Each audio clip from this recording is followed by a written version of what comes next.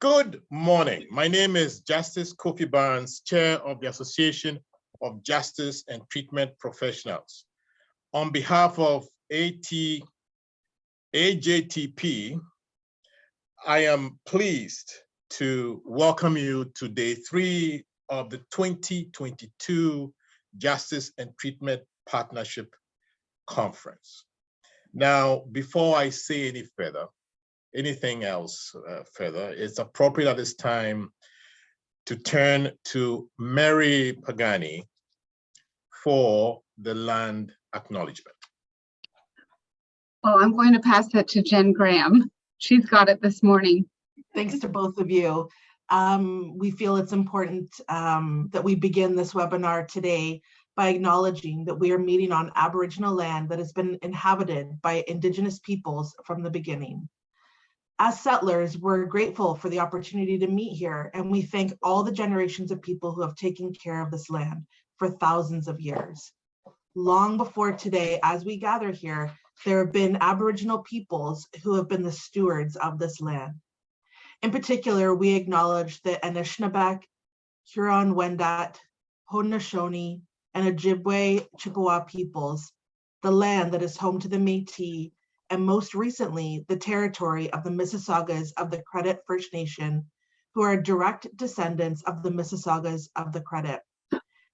We recognize and deeply appreciate their historic connection to this land. We also recognize the contributions of Métis, Inuit, and other Indigenous peoples have made, both in shaping and strengthening this community in particular, and our province and country as a whole. As settlers, this recognition of the contributions and historic importance of Indigenous peoples must also be clearly and overtly connected to our collective commitment to make the promise and the challenge of truth and reconciliation real in our communities, and in particular to bring justice for the lives lost in residential schools, as well as the murdered and missing Indigenous women and girls across our country.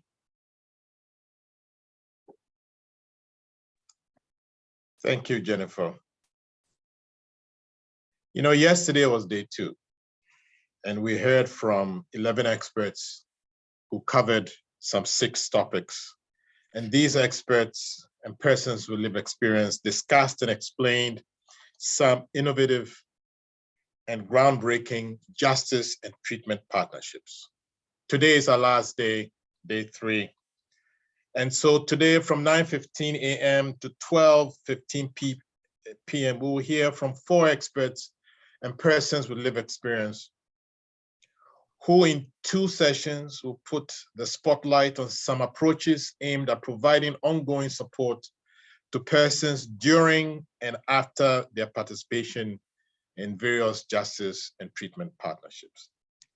It has been an exciting, inspiring, and informative 2 days of sharing and learning.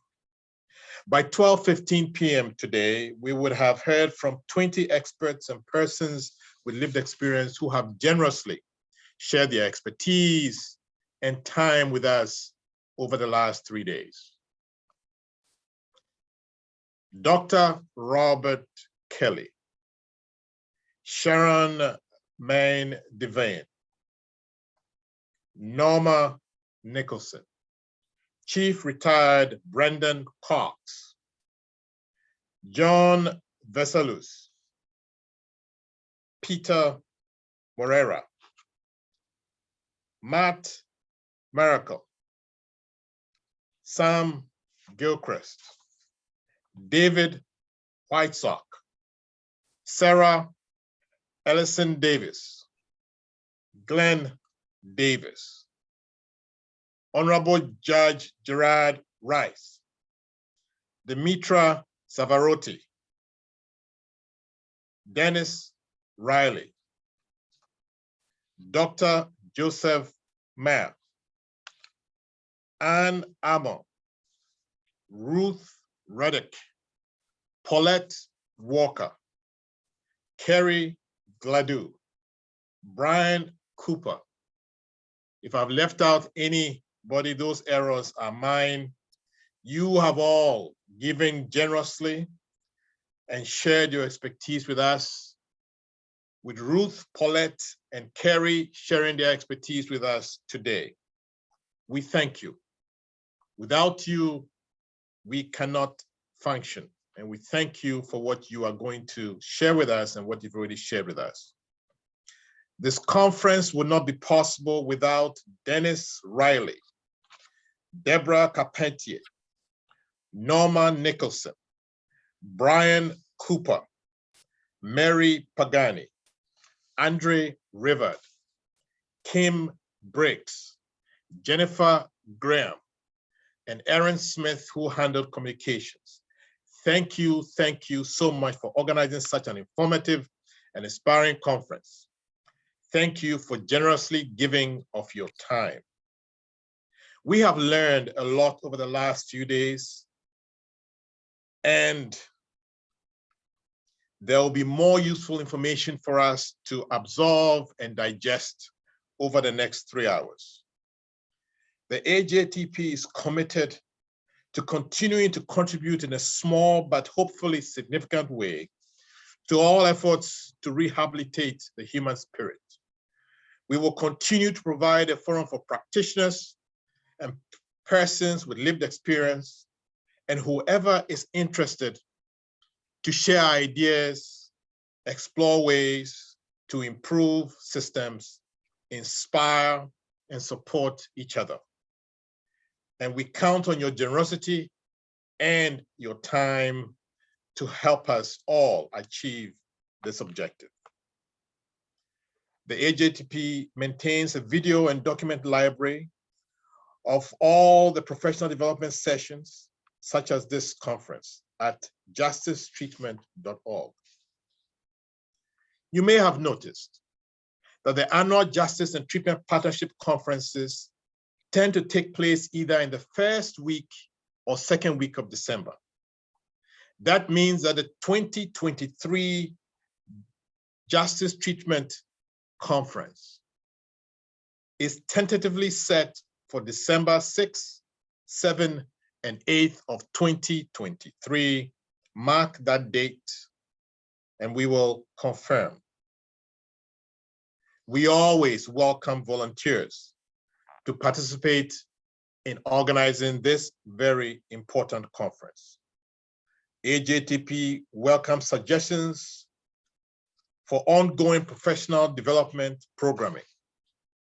You can always connect or leave a message or suggestion at justicetreatment.org under the Get Involved section. Ladies and gentlemen, the passion, commitment of those that we have heard from over the last 3 days is palpable. It is strong. It is inspiring. It is contagious. It reminds us that the rehabilitation of the human spirit is hard work. And those who decide to take up that monumental work of changing their lives, as well as those who work to help others achieve holistic rehabilitation, are heroes. It is also clear that as much as we know, as much as we have learned, there is still much to learn. There is still much to discover. There is still much to create. There is still much to implement. We all continue to build on lessons we have learned, and we all continue to explore ways to improve. We explore ways to be more effective. We explore ways to get better in our efforts to resume, to rescue, and rehabilitate the human. After all, as you all know, as we help others, we help ourselves. The AJTP extends a big thank you to all who have made these 3 days a success. We also extend a big thank you to all of you who have attended. Many of you have shared your comments, you've asked your questions. By this effort, You have helped enrich us all.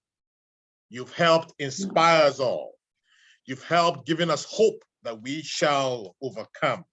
You've helped give us hope that we can overcome.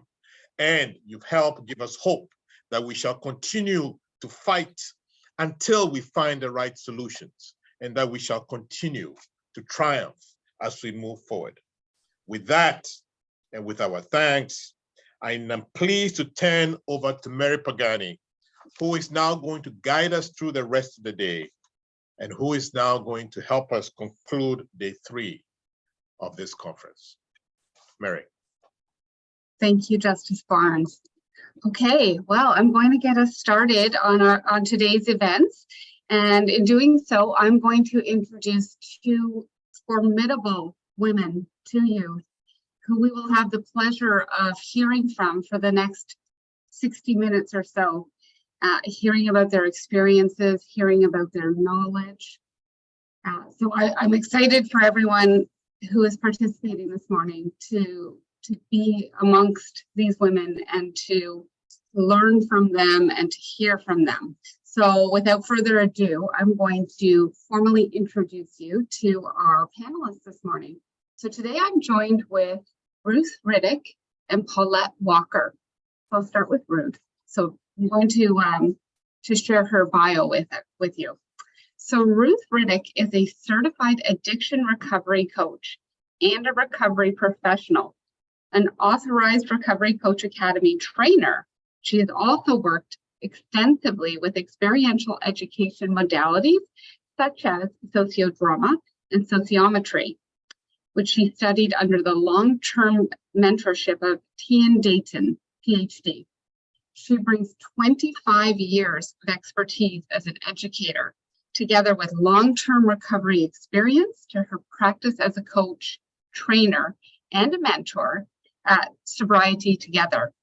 She also serves as ASAP NYCB community outreach, advising peers, providers, and the public on the peer profession in New York State.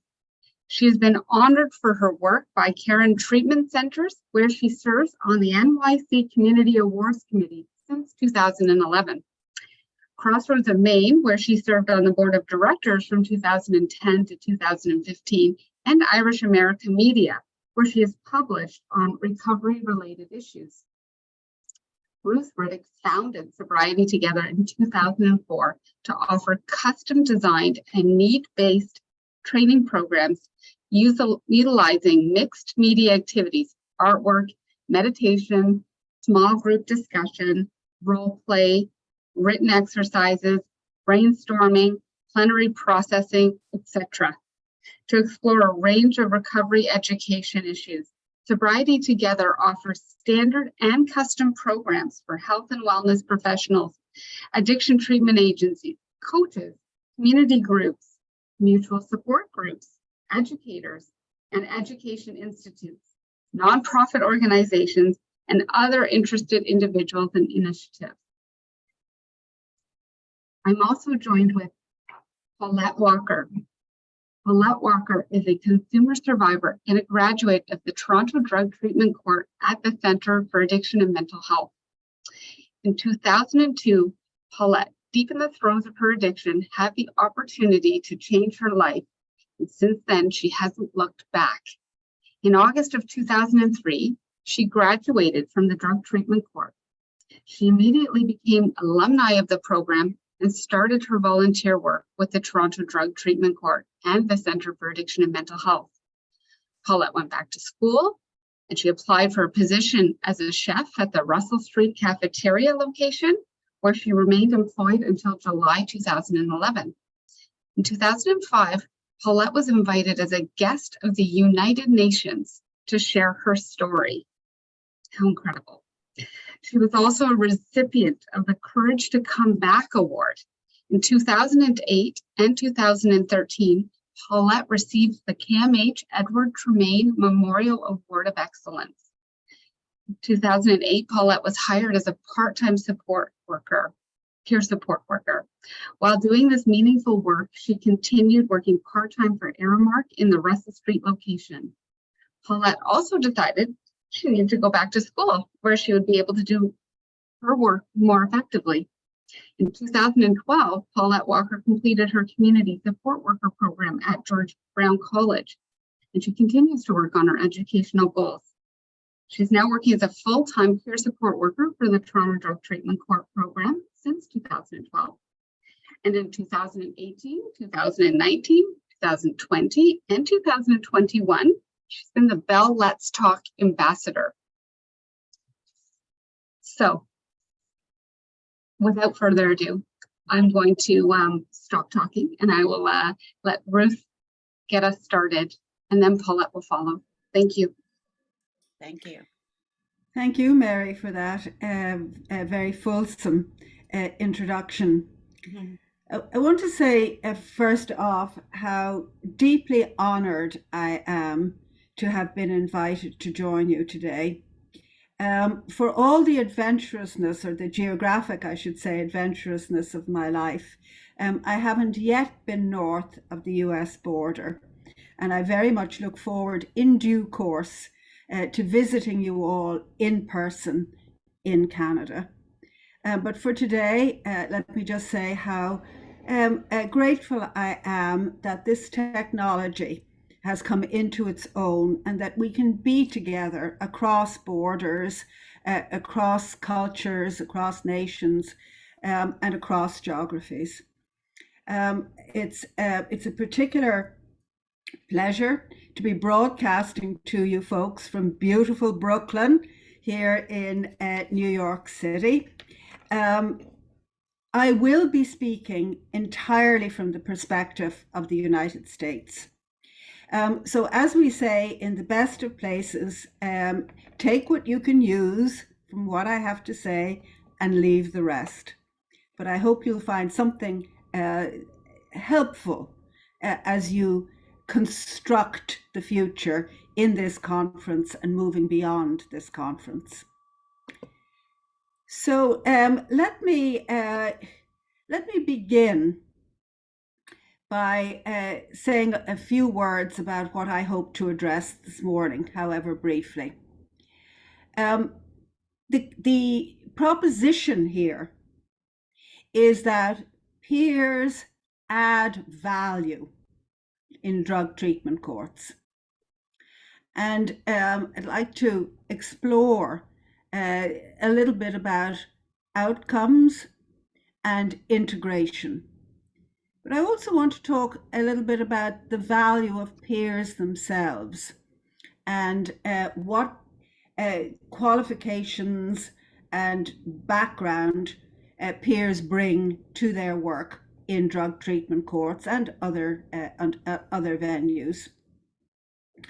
I come to this work through my role as community outreach with ASAP. ASAP is the addiction services folks in it's the Association of Substance Abuse Treatment Services professionals in New York State. And our peer workforce initiative involves a very great deal of outreach in the workforce to stakeholders, to multiple stakeholders. I'm also the program manager at our trainer registry program, where we're dedicated to elevating standards of training in the peer recovery profession. And most recently, it's been my honor to join the board of the New York Association of Treatment Court Professionals, where I am most certainly a neophyte, and you folks are training me up to be more helpful, I hope, in the treatment court environment. So with that said, my objectives this morning are to explore the value that peer recovery professionals bring to comprehensive treatment and recovery services, including within the criminal justice system, for people impacted by substance use disorder, and to discuss, again, however briefly or at an introductory level, best practices for integrating peers into service teams. So way back when, the nuns taught me that any time you're approaching any kind of project where you're trying to come to grips with any ideas or concepts, or when you're trying to lay out something, start with defining your terms. And I was in school that day. I missed all the days in school where they taught maths, but I was in school to hear that message: start by defining your terms. And this definition of recovery was brought together by Tom Hill, just very recently retired from the White House Office of National Drug Control Policy.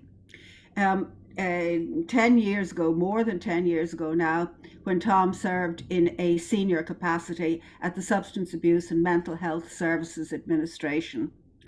SAMHSA is federal level. It's just below the federal level Department of Health.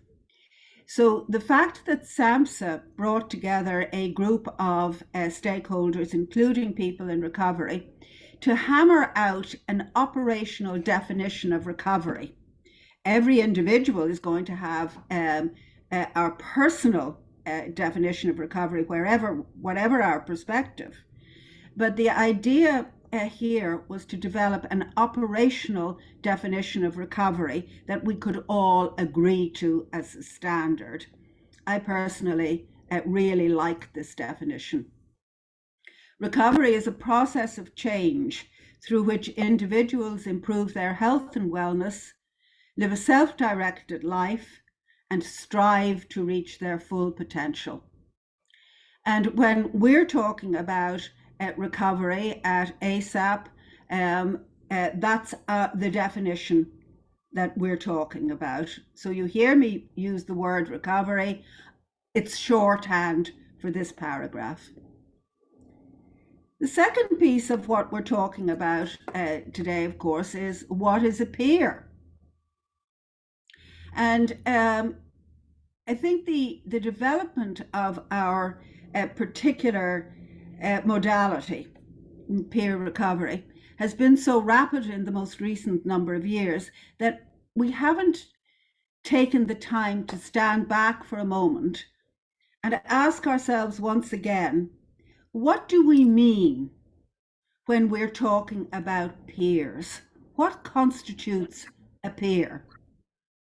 The definition really goes back to the mid-1970s, when Professor Thomasina Borkman at George Mason University in the Commonwealth of Virginia, Professor Borkman was looking at how is it that non-clinical individuals were being effective in working with other individuals in the realm of substance use disorder challenges. And Professor Borkman obviously was motivated towards this research, formal academic research, by seeing Alcoholics Anonymous in action in her community. And she was wondering, what's the driver here? What's behind this? And she locates the success of peers in two pieces: experience and expertise. That experience coming from a personal history of or exposure to substance use disorder, the process of change. We've already heard that recovery is a process of change. And the experience of living a sustainable life in recovery, or observing the characteristics of a sustainable life in recovery. So it's a very rich definition here of experience. And Professor Borkman said that that's the first piece that a peer brings to her or his efficacy. But the second piece is also significant. It's an expertise requiring the application of that knowledge to the skill of helping others establish and live in their own definition and pathway of recovery across a lifetime.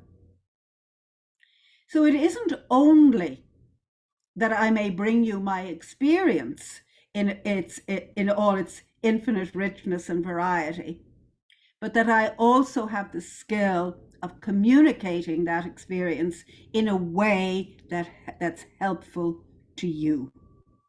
And that's where we talk about, or where we see the beginnings of the value of specialized training and certification, in that tiny little graphic on the bottom left-hand side, where we see experience and expertise being brought together through the development of formal knowledge, skills, and abilities.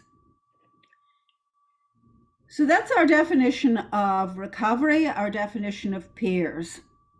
I've already used the phrase peer recovery professionals. So let's spend a minute defining what a professional is. Any profession is going to be comprised of 3 core characteristics: practice-specific training to assure performance in the role, profession-specific ethics to assure accountability in the practice, and role-specific credentials, certifications, licenses, whatever they may be, to assure competence. And those 3 pieces are very firmly in place in peer recovery, certainly here in New York State and beyond. And our certificates, more than 3,000 of them at this point, now have it to say that they bring a very particular value to an environment such as the criminal justice system and other environments where they serve.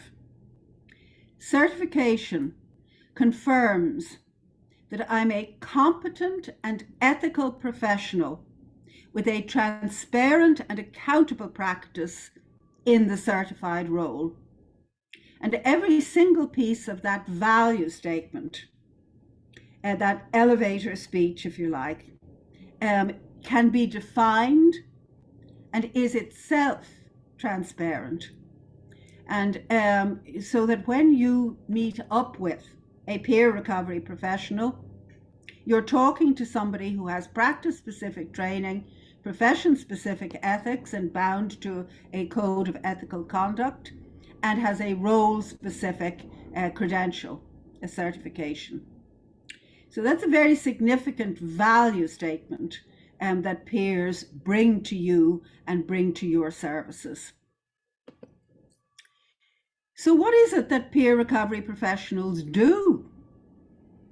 And again, we might define this in a very straightforward way, saying that the primary purpose of engaging peer recovery professionals is to offer peer-to-peer in that definition, that sense that Professor Borkman presents it to us, to offer peer-to-peer encouragement and practical non-clinical help to individuals building recovery capital in areas such as physical and human capital, family and social capital, community capital, and cultural capital, leveraging their experience and their expertise to do so. So that's a very specific non-clinical role that augments the other supportive services that are offered to individuals with substance use disorder challenges, wherever those services intersect, including within, obviously, the criminal justice system. The Substance Abuse and Mental Health Services Administration federal level Department of Health, which defined recovery for us more than 10 years ago, also published in 2017 a review of the outcomes or the value of integrating peer recovery professionals, a review of outcomes. Now this, of course, infographic is much too small to read, but I bring it to you to reference the breadth of positive outcomes that have been tabulated, are rendered in metrics by SAMHSA, and some of them are of direct interest to folks in the criminal justice system. They're all outcomes that we all want to see. Very specifically, sort of many positive personal outcomes for individuals with substance use disorder, not simply personal in terms of improved motivation, improved self-worth, self-value, but also improved social connection, improved housing status, improved engagement with formal education, improved engagement with the job world and vocational training. All of these positive personal outcomes that we're all very supportive. But there are also a number of positive outcomes in terms of systems interactions. And as far back as 2017, SAMHSA identified that increased satisfaction with the overall treatment experience was an important outcome. And systems-wide, the core outcome that all of us on this room are going to be looking for is that decreased criminal justice involvement. So clearly, integrating peers, as Professor Borkman defines peers, has proven to be of very great deal of value, both in terms of personal outcomes and in terms of systems outcomes. So clearly, we're all going to want to look at peers. We're going to want to see the value of peers enhancing the treatment industry-wide commitment to recovery and helping clients build their recovery capital. We're going to want to look at the purpose of integrating peers to support the recovery mission of the host agencies and systems. We're going to look at processes for integrating peers, recognizing that they're professionals, expecting the same standards of engagement, hiring, onboarding. And we're also going to want to look in our systems and our agencies at practice itself. Peers expect the same supportive supervision, management and mentoring standards as every other member of the team. And what do those teams look like? Within the framework of the criminal justice system, this is one model that is increasingly being implemented in the United States, involving high-level communications, collaborations, cooperations between each of these stakeholders, under obviously the overall responsibility of the judge. With a coordinator, obviously prosecutors and defenders have a role in treatment courts.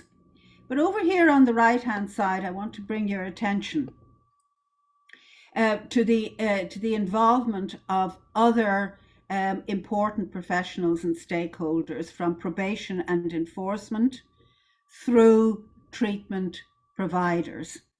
And we can see on this model that peer recovery professionals are explicitly identified as professionals bringing a valuable service to the overall drug treatment court team. And it's this level of integration that I think that we want to explore more deeply and develop more deeply.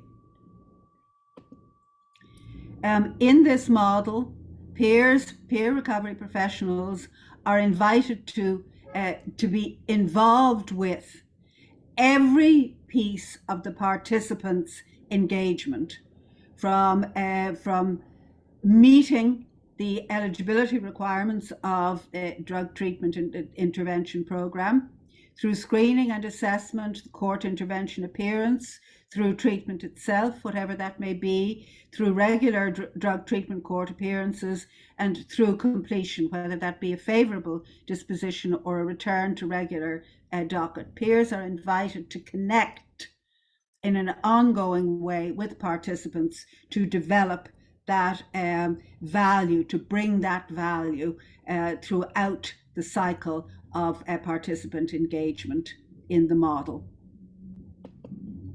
So how we do that is by recognizing and being very explicit and mindful of our mission and purpose, of having very clear job definitions and hiring procedures, by having systems or processes that not simply welcome peers as those full members of the team, but integrate them very specifically into the team. And also, how are we going to supervise and retain peers once we've found the folks whom we want to bring on board with our drug treatment court teams? How do we supervise them? How do we manage them? How do we retain them?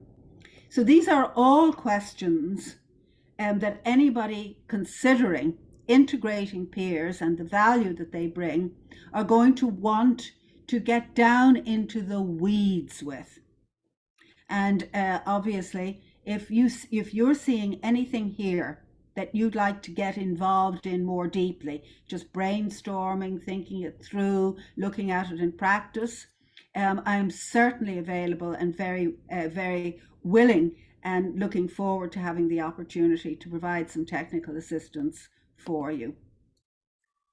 That dual role of manager and mentor, we usually call a supervisor, that's very significant as well in ensuring that the value that peers bring is integrated into the team and into the processes and services and protocols of the team. So again, something to be mindful of and to plan for. And finally, retention is an issue. Retention is certainly an issue in the peer recovery profession. Retention is an issue generally.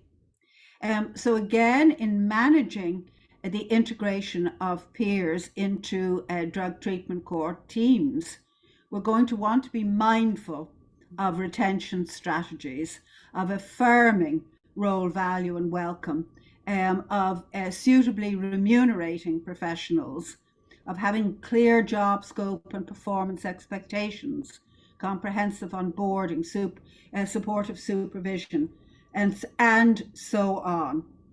And in the peer recovery profession generally, the question of developing a career path is also very significant, something that we all have a role in thinking about and developing.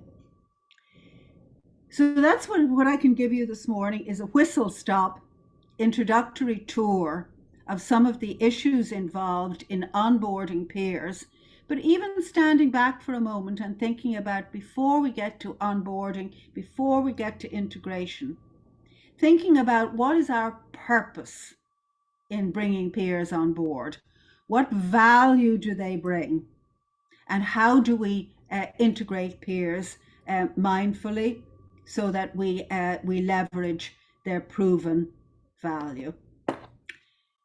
All of my remarks this morning come from these sources.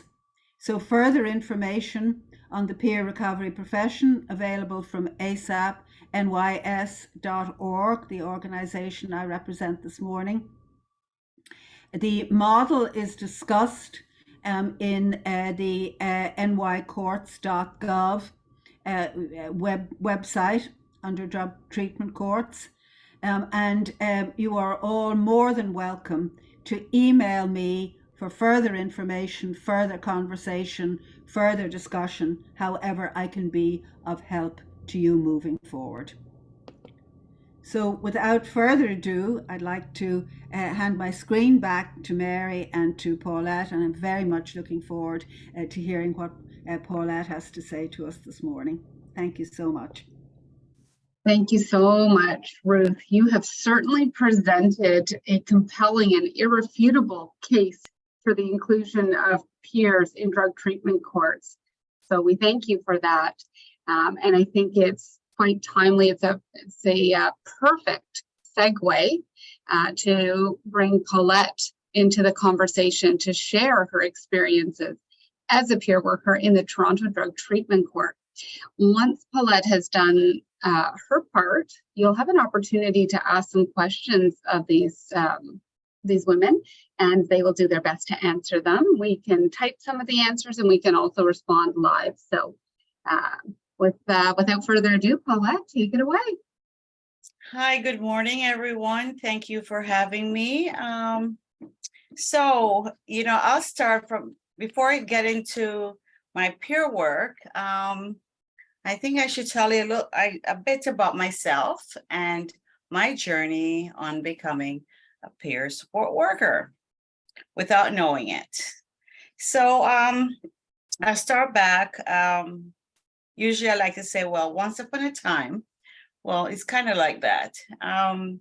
So I came to Canada when I was about 14 years old, and to my mom, and it was kind of strange. I didn't grow up with her or anything like that, but and then there were times when, like, forever and ever, I've always felt sort of like sad inside, depressed at times, but I didn't know what it was. I just thought, everybody feels this like this, And so as time would go on, I end up getting married.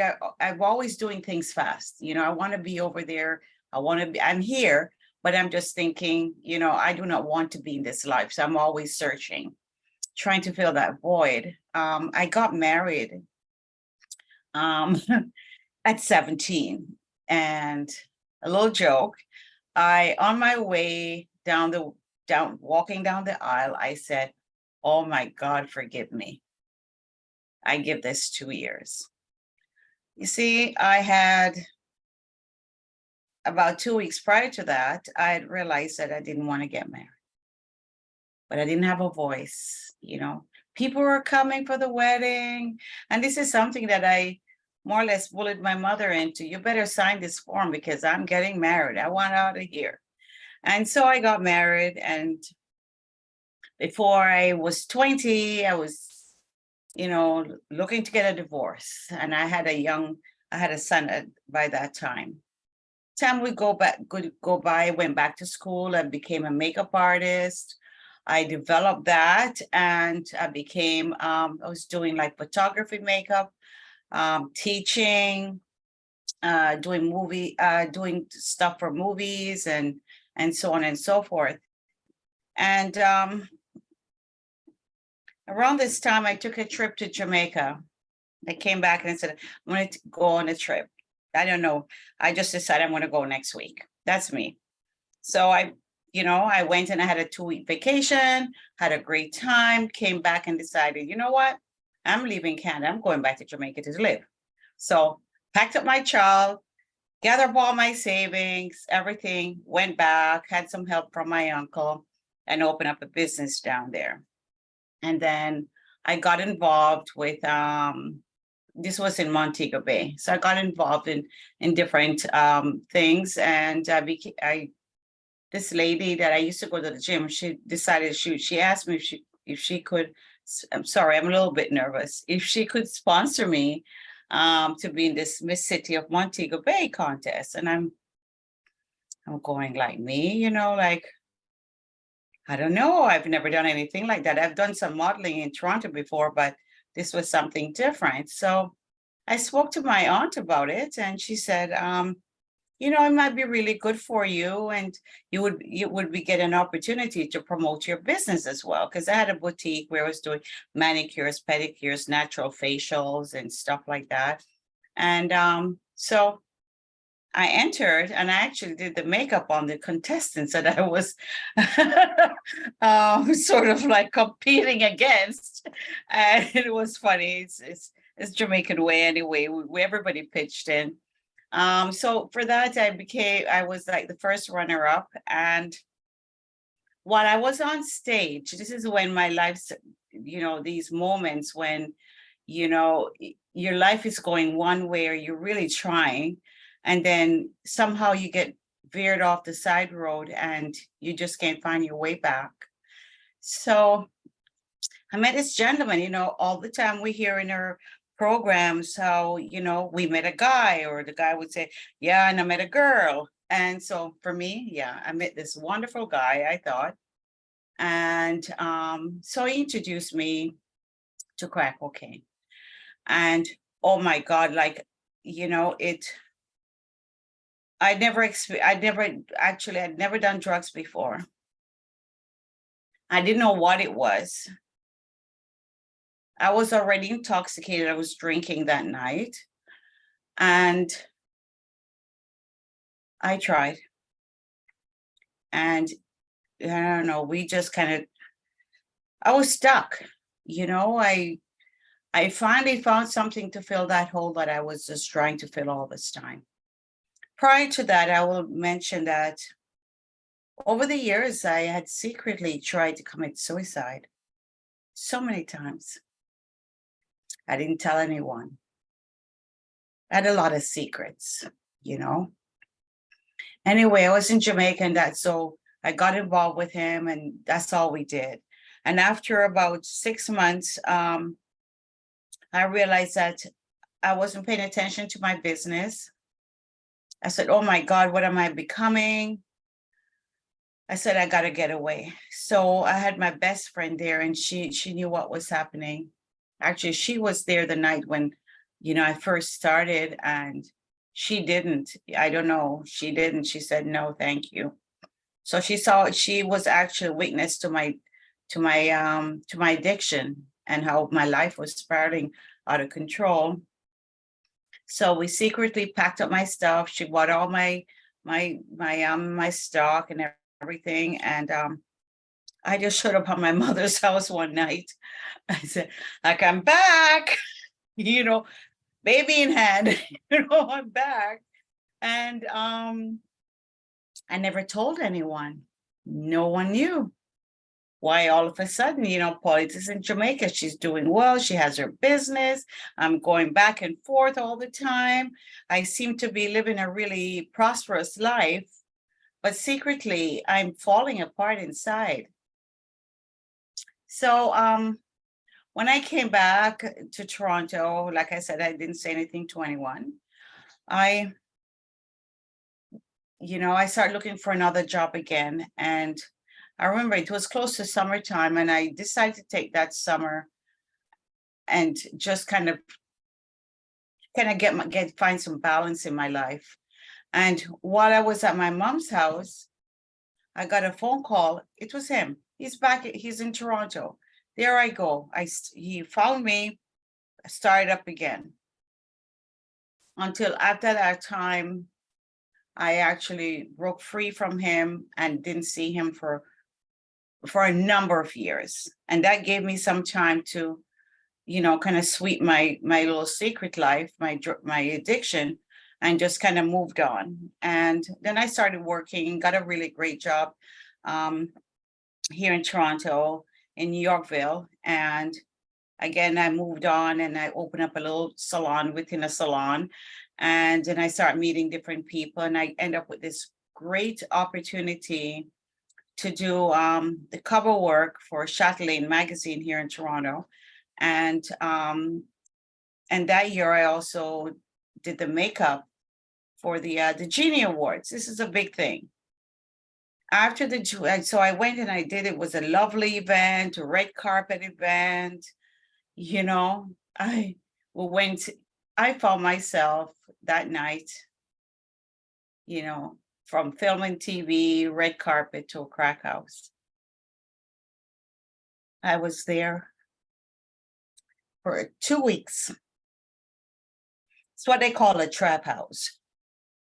I couldn't move. I didn't know how to get out. I was just so consumed.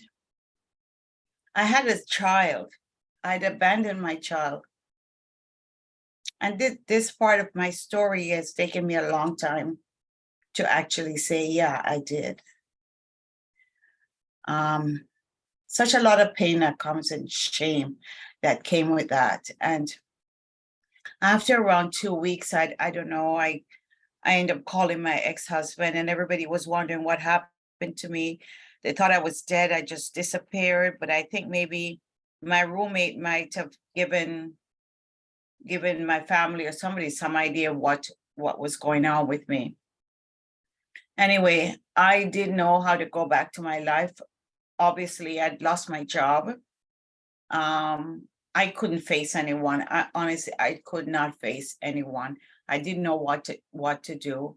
I was in so deep in that hole that I didn't know how to crawl out of it. So I stayed in the hole. I stayed in that hole for the next 20 years. So my addiction actually was for about 25 years. You know, that thing takes a little time to grow on you until it just pulls you right under. And for the next 20 years, I lived a life like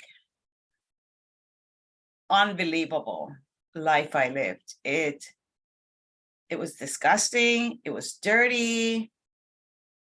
You know, from all that darkness, I had 5 beautiful children.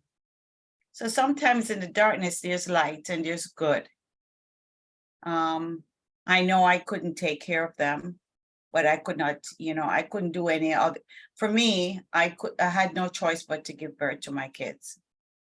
And I knew in my heart, that's all I could do. I knew that I couldn't take care of them.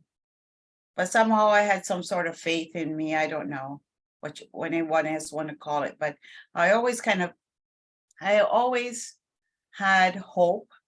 So at some point, even a little bit of hope. I always said, I think one day something's going to happen and I'm going to be taken out of this hole and my life is going to change, because I cannot believe I'm here. You know, the unspeakable life I was living, the darkness, the abuse, sleeping in stairwells, being homeless, doing dates, having babies that, you know, being pregnant on the street. It was pure hell, you know. If there's people talk about heaven and hell, I already went to hell. I was living in it, you know, and praise God, I've survived it. So we'll fast forward, and 2 years before during those 20 years, I quit a lot of times. I'm the queen of quitting. I would quit for this reason or that reason. I'd quit because of this guy or that guy. I'd quit whenever I found out that I was pregnant. I would quit after the first 2 months, because by that time I'd know that I'm pregnant, and I'd most of the time I'd go home and, you know, and just kind of rock it out, because I wasn't doing any treatment. I'd never been to a detox. I didn't even know what that was. CA meetings and stuff, I had no idea. I'd never been to a shelter, any of those resources that I had no clue even existed. I'd given birth to my last child, and that one, for some reason, it really took a toll on my mental health. And I started hearing voices, you know. I just started losing hope by that time. And there were times when I would be like walking the streets like 3, 4 o'clock in the mornings, just really lost. And I would pray and ask God to just take this hunger out of me. You know, just let me wake up tomorrow and I don't remember this life at all. And that was a constant wish of mine. the last 2 years until the 11th of September, November came around, 2002. It's Veterans Day. And I'm 25 years in. I'm an old veteran at this too. Living on the street, coping, I just felt like a war veteran myself, just beaten up and lost. And I just need to go home, wherever home was, The night before, I'd gone out on some kind of weird run with this gentleman, and he took me to some weird place that I thought, oh my God, it was something out of some scary movie. And I had to get my wits about me to escape that. And I did. The next morning, it was a Sunday, never forget that. I woke up that morning just feeling like when I left, I went to the crack house that I know. And that was my haven. That was my safe place. Can you imagine that? And this was a place where you dare not fall asleep, because no matter where you hid your money or your goods, they're going to find it, and you're fast asleep, because most of the time we're all so exhausted that we don't go to sleep. We pass out. And then when you pass out, you're like the dead, anything can happen to you, during those times. So it's really, really dangerous. And that was my haven. So there you go. That evening, like I said, I was feeling like this sixth sense, like my stomach was hurting, and I said like something was going to happen today. Around 7 o'clock that evening, for me, the sun going down in the evenings is a huge trigger for me. And so the sun started going down. I said, okay, I got to get out of here. So I went to the neighborhood bar.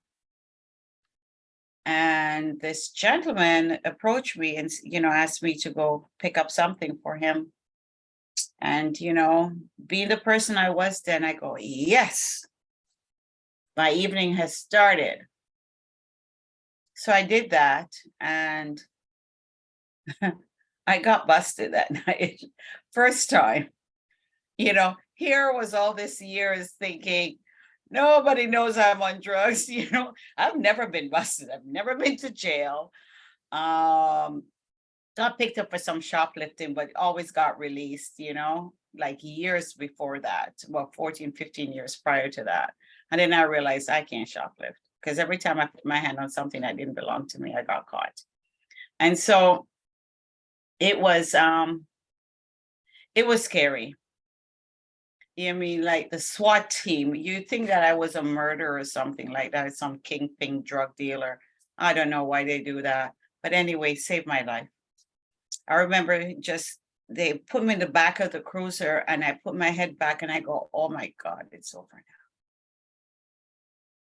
And in that moment, I had no idea what I meant when I said it was over. But my journey was over, and my new life was beginning. But I didn't know that.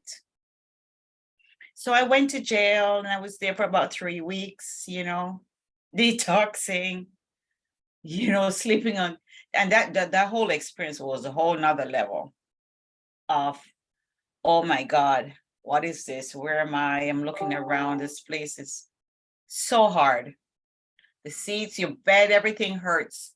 There's nothing to sleep on but concrete and a thin mattress, But even then, it was better than sleeping on the street. Can you imagine, you'll find that at least now I can just rest. And so, like I said, that's where I detoxed. And then this young lady, she approached me one day and she goes, don't you have anyone to call? And in that moment, I just like, oh my God. I just felt so alone, and like this little poor thing girl that you don't have anyone to call. But then I said, I'm not going to call anyone. I could have called my mom or my sisters, but I had made so many promises to them. Every time I'd go home and I would quit and I'm going to do this and this is my last time and da da da da and all these big plans, and 20 years of that, I just couldn't do it again. I said, I'm not making any promises to anybody. I'm not going to go home. I've tried that so many times. It doesn't work. I don't know. Forget it. So she said to me, oh, by the way, there's a program that's called drug diversion and you'll get bail. And I go, what? So I get all perky now, right? I'm happy. There's an opportunity here I can get out. But I didn't know it was a treatment program. I just thought they were going to give you a bail or something and I just go about my business. Well, there I was. I got transported to Old City Hall here in Toronto and did that walk of shame, with the cuffs and that lovely green jumpsuit they give you. And, you're all crappy looking and just like, and I got let into courtroom 116. And that's where I met Justice Barnes. He was a Crown then. And Justice Paul Bentley was the judge that day. He's a co-founder for the Drug Treatment Court here in Toronto. And I just remember he just told the guard to take the handcuffs off of me. And I go through this because it's really those moments of connection that really made a difference for me. How gentle he was. And, so he brought me around to the mic and he asked me my name. I told him. He said, and my age, and I was around 43, 44 then. I looked like I was 80, but that was my age at the time. And asked me how many kids, if I had children. I said, yeah. He said, how many? How long you been using drugs? I said, over 20 years. He said, do you want to stop using drugs? I kind of took a moment and go, do I? I'm an addict, right? Do I? And in that moment, I said, yeah, I do. But I don't know how to stop. He says, not to worry. We're here to help you. So right then and there, it was like, okay, I got some people to help me along the way here. He says, I only ask one thing of you, that you're honest. That's a big ask. Yeah, I've been an addict for over 25 years and probably longer than that, because I remember drinking wine and stuff when I was like 14 years old. This addiction was building basically from I was a teenager. I didn't know that. He said, you have to be honest with the court. If you use drugs, I got to tell them that you use drugs. And I'm going like, these people are crazy. I'm not coming to court to tell you that I use drugs. This is some kind of trick, I wasn't trusting anyone. So before I got caught in a little trick, I'm not coming here to tell you that I'm using. I'm not going to use. But little by little, like I remember, just another thing that happened for me too was I didn't have a home. I didn't have an address. So they put me in a shelter. And these are some of the things that how I do my work as well, is that when they gave me the tokens and gave me the address to go to that shelter, you just happen to be a community member, a chaplain there. And he offered me a ride to he and his wife, and he offered me a ride to the, sorry, my phone is ringing. Sorry about that. Okay. Yeah. Who offered me a ride to the shelter? Because if that was left up to me to find my way there, I wouldn't have gone. I wouldn't have made it. I would have taken another wrong turn, you know. Anyway, the very next day I went to the shelter. I stayed there the night, and that was a new experience for me. And I was an eye opener, because there I saw that, you know, where my life was really going. I was homeless. I had bags. I was a bag lady, only that I didn't know it. I had no idea how close I was to just losing my sanity, because I was already losing that. And my journey just started with the day I remember going to coming to Cam H for an assessment, and I've never left. I've never left. I haven't left drug court. I haven't left Cam H in any way. I found my people.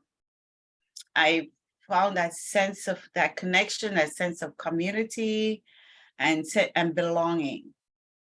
You know, I didn't know that, you know, a lot of times that one of the reasons that I had no success was that I didn't have any treatment. I had no coping skills.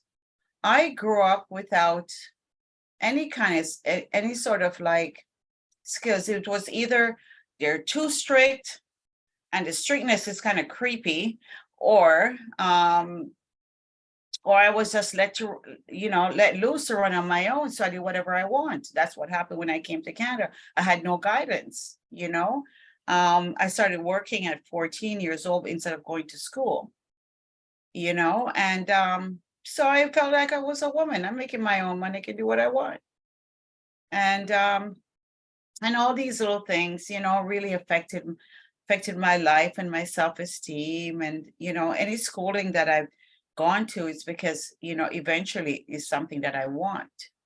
And so about a year later, I graduated, you know, during my journey in course of my treatment in drug court, I learned so much about myself. I didn't know anything about people, places, and things, you know. And then I started so much of the teachings. I reflected on all the times that I quit and all the things that I wasn't doing. So I had to learn to stop listening to myself. Get out of my way. I had to get out of my own way in order to make it through. And, you know, I learned about, I ended up with a therapist. Her name is Serena Coy. Gotta give it to her. She's a little white lady, a young girl. I'm thinking, oh my God, what does she know about me? How can she tell me about me? Well, I'll tell you, don't judge people. You know, she took me through the steps. She walked with me along beside me, you know, going through my whole journey from as far back as I could remember, or peeling back the onions, you know, and putting things to rest so I could just kind of grow up.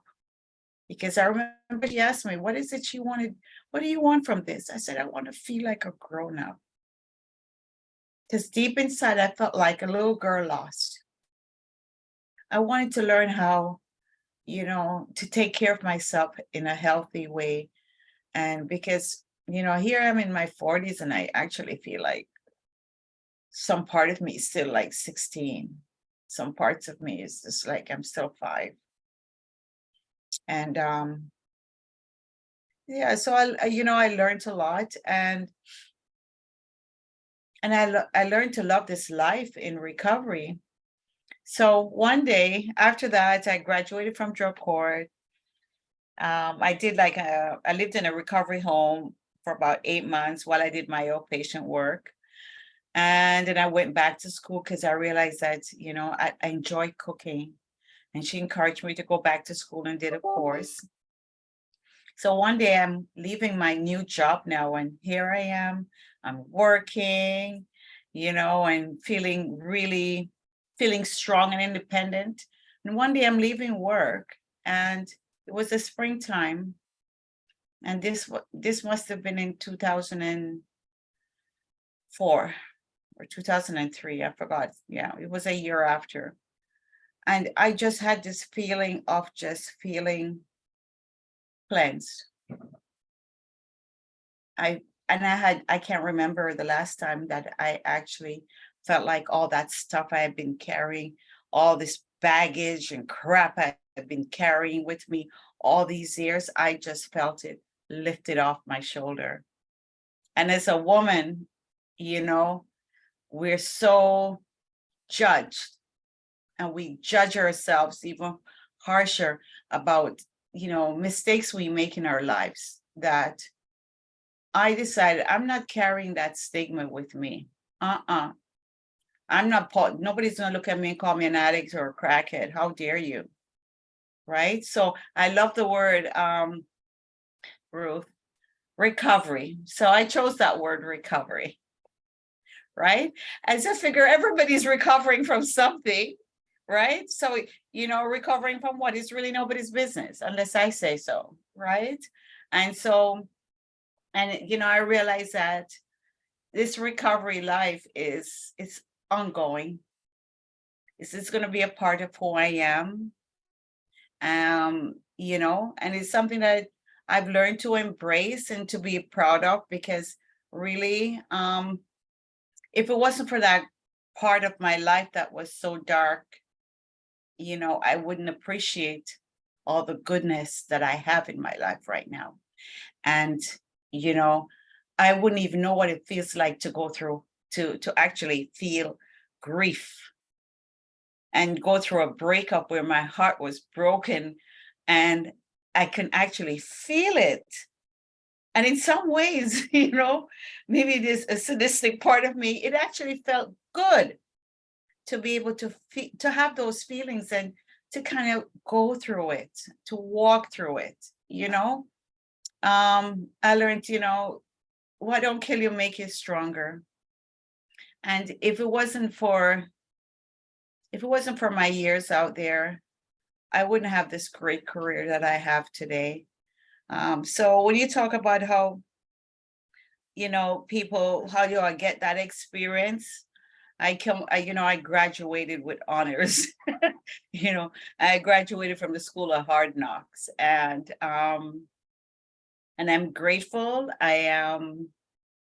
And so that's why I want to share, you know, and becoming a peer worker actually, it just kind of, it's not something that I chose to do. It's something that was offered to me. First of all, I remember Justice Bentley always saying, we have to find a place for you somewhere. And just kind of put that hope in my mind, that because I enjoyed cooking, but it's not something I wanted to do for the rest of my life. It's that kind of work takes a different toll on your body.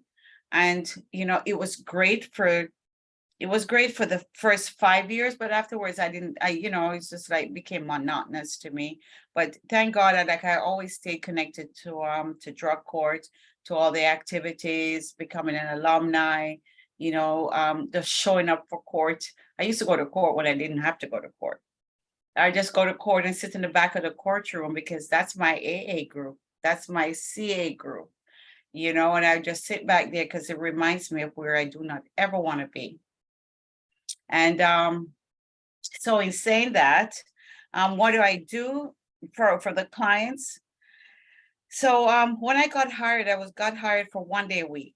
And my manager, Shannon, at the time, she said to me, as I asked her, I said, so what is this peer work? She says, well, just put yourself in the client's position, right? Just remember when you were a client and what it felt like, and work from there, you know? And of course, I went and I had some I did training with intentional peer support work, alternative to responses to crisis. I've done a lot of training. I went back to school to become a community support worker. So in doing my work, I walk alongside the clients that I work with, and I help them with doctor's appointments, accessing bank accounts, to do peer work. I clean up after them, I wipe noses, I rub backs. I go to the Women's Own Day program. Because I love cooking, I'm always preparing food and providing meals. I do a lot of hustling, like fundraising, gathering. My office is like, I don't know if you can see the amount of stuff I'm sitting around because of pots and pans and glasses and comforters and bed sheets and underwears and socks and cans of biscuits and tuna, like anything you want. Paula, do you have such and such? I can open a drawer and I put my toothpaste, toothbrush, rags, towels, you name it, I have it, right? And always gathering. Like, you know, it's been such an honor, to be honest with you. It's a purpose. This work has given me a sense of purpose, and I guess I'll leave it there. You know, I see time is up. I hope I've really answered some of the questions around peer work by telling you a bit about my own personal journey and what it takes to become a peer worker. Everybody, you know, usually ask, you know, I want to be, or say something like, I want to be a peer worker. But it's not something for everyone, to be honest with you. I think it takes time. I think you know, thank God, you know, it was a good 7 years before I started working with clients. So I had a good ground, you know, a good foundation around my recovery. My recovery is continuous. I still see a therapist, many therapists. I have a great supervisor, Robin Cuff. I mean, I can go to her and talk to her about anything. No judgment. The team I work with, they make me feel like I belong, you know, that I'm a really good part of the team. I'm sorry for some peer workers who don't have that kind of support. And I just want to say thank you so much. And that's it for me, signing off. Wow. Thank you, Paula. I encourage you to look at some of the comments in the chat and even in the Q&A. Thank you. We deeply, deeply appreciate your willingness to come here today to share your story. And we absolutely do not underestimate the courage that it takes to speak so openly, so raw, with such candor about your experiences. I've had the opportunity to hear you speak on several occasions, and each time I hear you speak, I'm always reminded of a Brené Brown quote that goes a little something like this.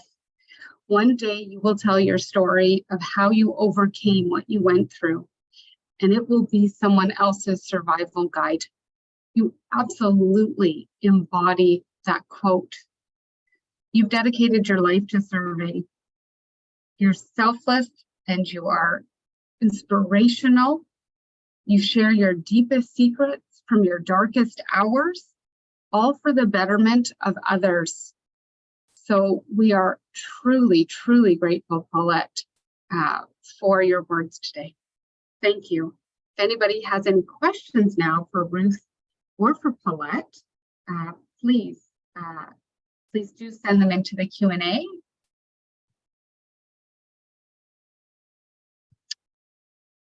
Otherwise, I'm not seeing any. Oh, perhaps there is a question.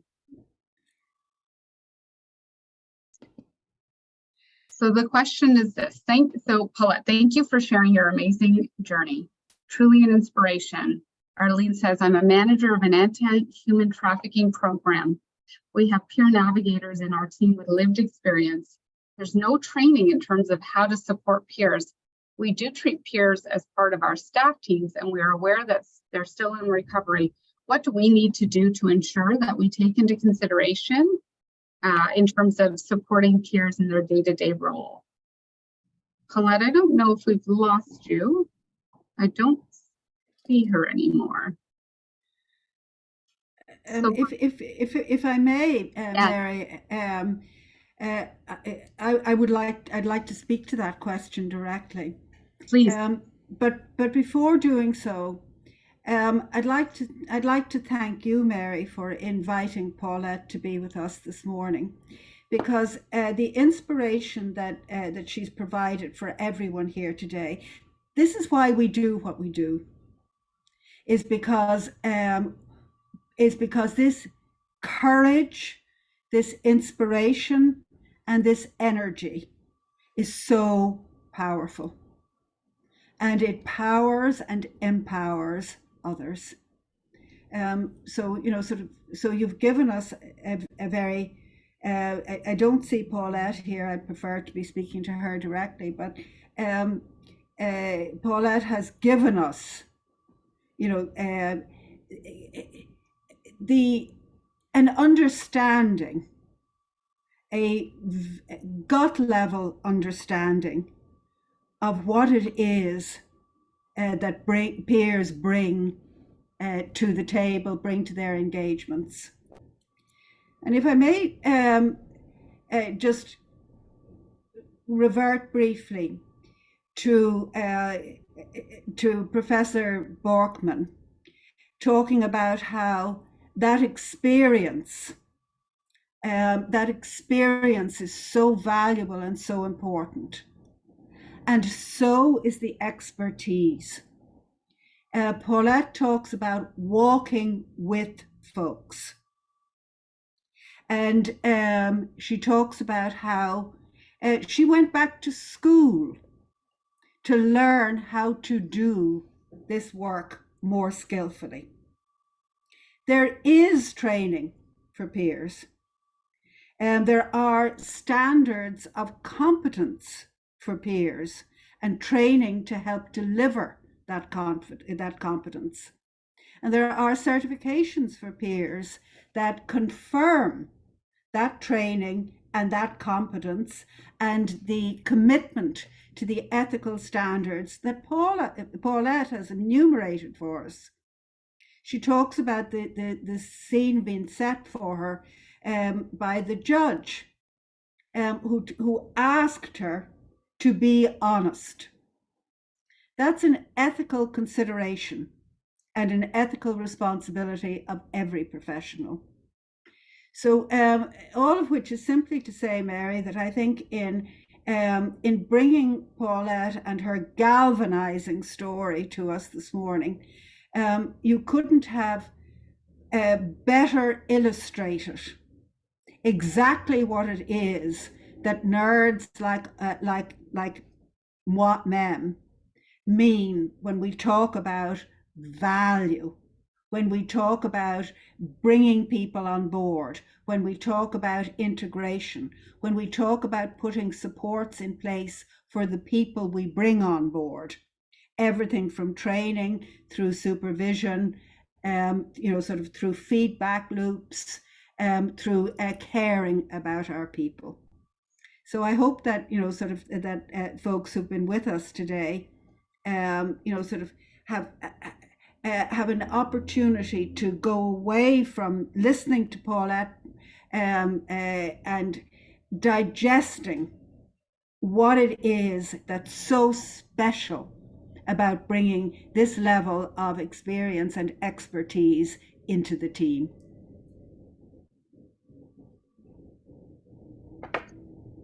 Thank you, Ruth. I won't even try to pick up where you've left off. You've said it so very, very well. Thank you for that. Thank you to Paulette. This has been a truly inspirational session, and that is definitely the sentiments that are echoed in the chat and in the Q&A. Paulette, if you get a chance to read. I will. Thank you. Sorry, somehow all of a sudden everything just went black. Yeah. Happy to have you back. We are going to take, and Paulette, do you have anything else you want to add before I sign I up? just want to say just thank you so much, and thanks to Drug Treatment Courts. Thank you, Justice Barnes.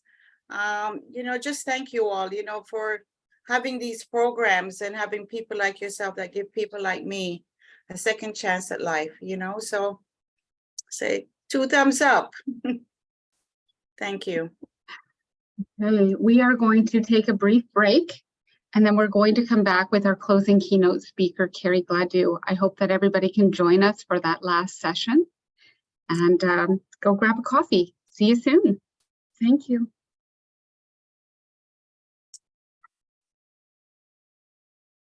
Mhm.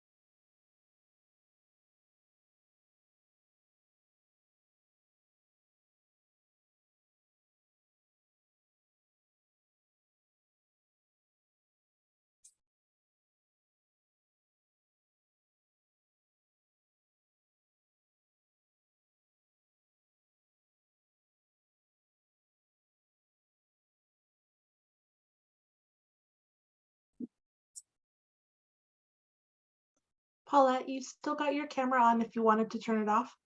Oh, sorry. Okay. No problem. You see, how do you do that? I There should am. be a button at the bottom that says stop video and mute. Okay. Can you see that now? I can still see you. Okay.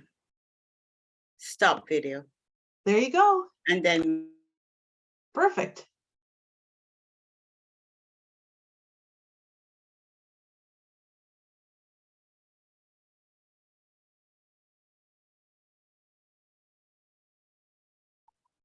Kerry, if I can draw your attention to the chat, I've left you a couple messages in there.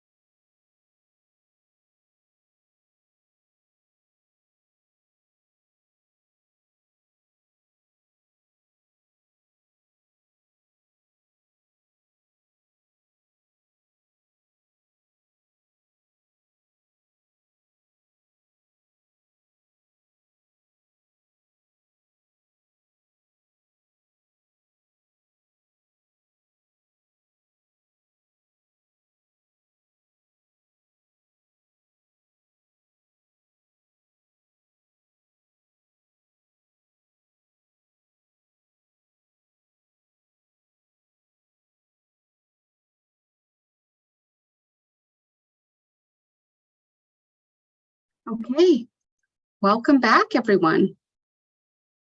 Thank you so much for joining us for the last part of this 3-day conference. We are going to end off this conference with a very special guest, Kerry Gladue. Kerry, let me tell you a little bit about Kerry. So Kerry was born and raised in Edmonton, Alberta. He is an intergenerational survivor of the Indian residential school system, as well as a survivor of childhood sexual abuse. After spending most of his life in and out of the system, and after the death of his mother and sister, Kerry woke up in a prison cell. Broken and alone, he cried out in his cell for a second chance. Today, Kerry is a published author who shares his life experiences in his book called Second Chances, the Kerry Gladue Story. His story and accomplishments have triggered national media attention. Kerry is also an inspiring actor and is employed as a director in the same treatment center he healed at, Simon House Recovery Center. Kerry's second chance was at both Calgary Drug Treatment Court and Simon House Recovery Center, where he believes that his cry for help was answered over 11 years ago. Kerry is a husband to his wife Shannon and a proud father. He initiated the first Indigenous programming at his place of employment to promote healing and education toward reconciliation. He's left us a quote here. He says, "I had no idea what was ahead or if they would even be able to help me. I was so lost and alone and just wanted to die like everyone else was. The same people that I feared and resented were the same ones that saved my life." So Kerry, if I can ask you to come on screen. There you are. Welcome, Kerry. Thank you for having me. This is awesome. Yeah, who never thought I'd be doing this like 11 years later, but yeah, this is great. I'm glad to be here today and share a little bit of my story and give thanks. And it's me giving back to as well, right? To the organizations that saved my life, as you mentioned, the ones I feared all my life and resented and hated and blamed. And so thank you. So I'll just get started here. So yeah, I was my spirit name and my Indian name is Shaganapi. That was given to me down south here in Tsuut'ina Nation. I'm very honored to have that name. And when I'm talking today and sharing my story, it's a lot about, identity and belonging too, right? It's part of the trauma. My story starts before me, and I honor my ancestors and all the strugglers, all the struggles they went through with the residential school. My mom was taken at 2.5 years old and put in a residential school in northern Alberta, Gruart, called St. Bernard's Mission. So she spent, and I don't think getting into all the details and the trauma, but I grew up on that trauma. There was 3 of us. When my mom went to this school, she had a lot of really dark, nasty things happen to her. And as we know, a lot of kids, right, had this go through. We have lots of kids yet to be found in these graves, right? And some of those were my ancestors. So mom made it through this place, and when they closed, she ended up on the street. She had no skill. She was sent all over the place. I think she was like 16 years old, 15 or 16. She was impregnated by an RCMP officer who was a new recruit, and he left her and was transferred somewhere else. And she was stuck with this little guy. So I have a brother out there named Daryl I've never met. I don't even know if he's around or anything anymore, but never met or anything. But my mom, she always had that deep hurt, right? Mom got out of there, and after she met him and she was on the street, she had to do a lot of things to survive, right? She met my dad at a dance in Edmonton and fell in love with him and had me as the oldest, my brother and my sister. It's funny how, you know, I'm 52 years old now and I still remember things, right? I remember a lot of drinking going on. I remember lots of drugs. I remember, and I'm still, you know, I still got stuff where sounds, loud sounds, yelling still trigger me, right? Mom used to get beat up lots, and my biological dad would come home and my mom would take us and hide us in the basement and under the stairs. It was a dingy old, like a cellar looking. And she'd say, your dad's home, we got to hide it. And he'd come down the stairs with his big cowboy boots. You could still hear, you know, big thump down the stairs. And he'd pull her by the hair and he'd be kicking her in the head and beating her up. And we'd be pulling on her legs. Mom, you know, we'd be dressed in those little onesie suits with the little flipper feet. And we'd be screaming for him not to hurt my mom. This went on for, you know, up to about age 5. And then he was out of the picture. You know, there's lots of different men in and out of my mom's life, and then she met this guy one day, and I talk about it more in detail in my book with all of this stuff, by the way. And he was a nice guy. He was like, he treated my mom nice and treated us kids nice. We thought this was a family was about, and he would give us a quarter, and a quarter would last forever. We'd go to the store, we'd buy a whole bunch of little candies, and we'd still have change left over. So that was quite a while ago. And he was nice. And then he would start beating on my mom and hitting my mom. And one day, you know, he'd locked me and my brother in the basement, and it was like 30 below in the wintertime, and we could hear, you're gonna kill me, you're gonna kill me. And then we heard this loud glass smashing. And this was late at night, and me and my brother busted out the basement window, this little cellar. It was a little window. We crawled through the snow. We met her on the street. We're running down the residential street in Edmonton, and we're crying for someone to call the police and call 911, and nobody would let us in. We lived in a time in an area where, you know, it was hard for me to go to school all the time. I was fighting lots. I used to get called dirty Indian, wagon burner, savage, and people would always see the police at our house and always coming there for when the fights and the parties. And every time the police were there to help save my mom, it was her spouse's first cousin, who was a police officer, would show up, and he would be drinking with them and smoking drugs with them, and then he'd pass out on their couch in uniform. So I didn't get an early start on the respect needed for, you know, authority at that age. I didn't understand. My understanding was that they were no special and they do the same things we do, and, you know. So later on, when I talk in my story, you'll see why I didn't go reach for help a lot with some things that are about to happen. 7 years old, the first time I remember, I was locked up in a children's center, and I didn't know why I was there. I thought, you know, every time that we get taken away, I thought it was because my mom was murdered and they weren't telling us the truth. But I spent some time there, and I peed my pants. I was in this long hallway with beds with a bunch of other kids. I was so scared, right? I didn't know what was going on. I wanted my mom. And then finally I got to go home after that. Like many times, we were always returned home. We got home and I went home again, and it was the same thing. I was a runner. I'd run away. I wouldn't go to school. I would run away because what was happening at school with me and my brother and sister were picked on a lot.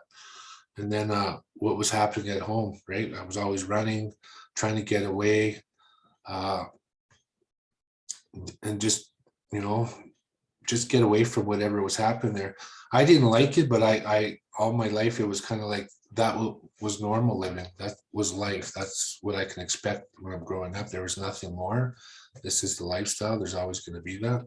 I started getting into solvents and like sniffing glue, gasoline, stealing alcohol and drugs at the parties that people would leave laying all over the place. People would be passed out at our house.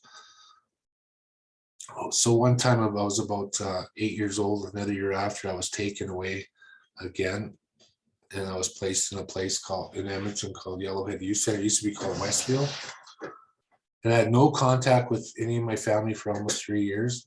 And I actually figured that was because it happened finally. My mom went through severe beatings. My mom was always cutting her wrists, overdosing.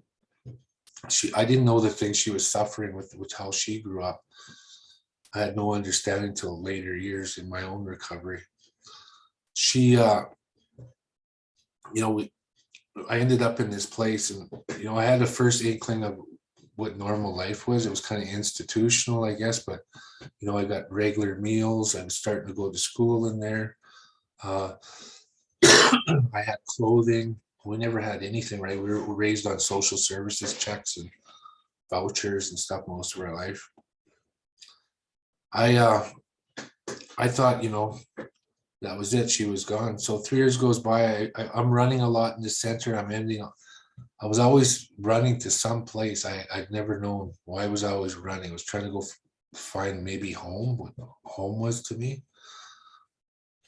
I'd end up in Lac La Biche, Keynote, just anywhere. 10 years old, I'm stealing cars. I'm breaking into garages now. A lot of that just started just to keep warm, and same with the vehicles. It was just to keep warm and sleep in the back seat. And then when I learned how to drive, well, of course that changed. I could relocate at the same time.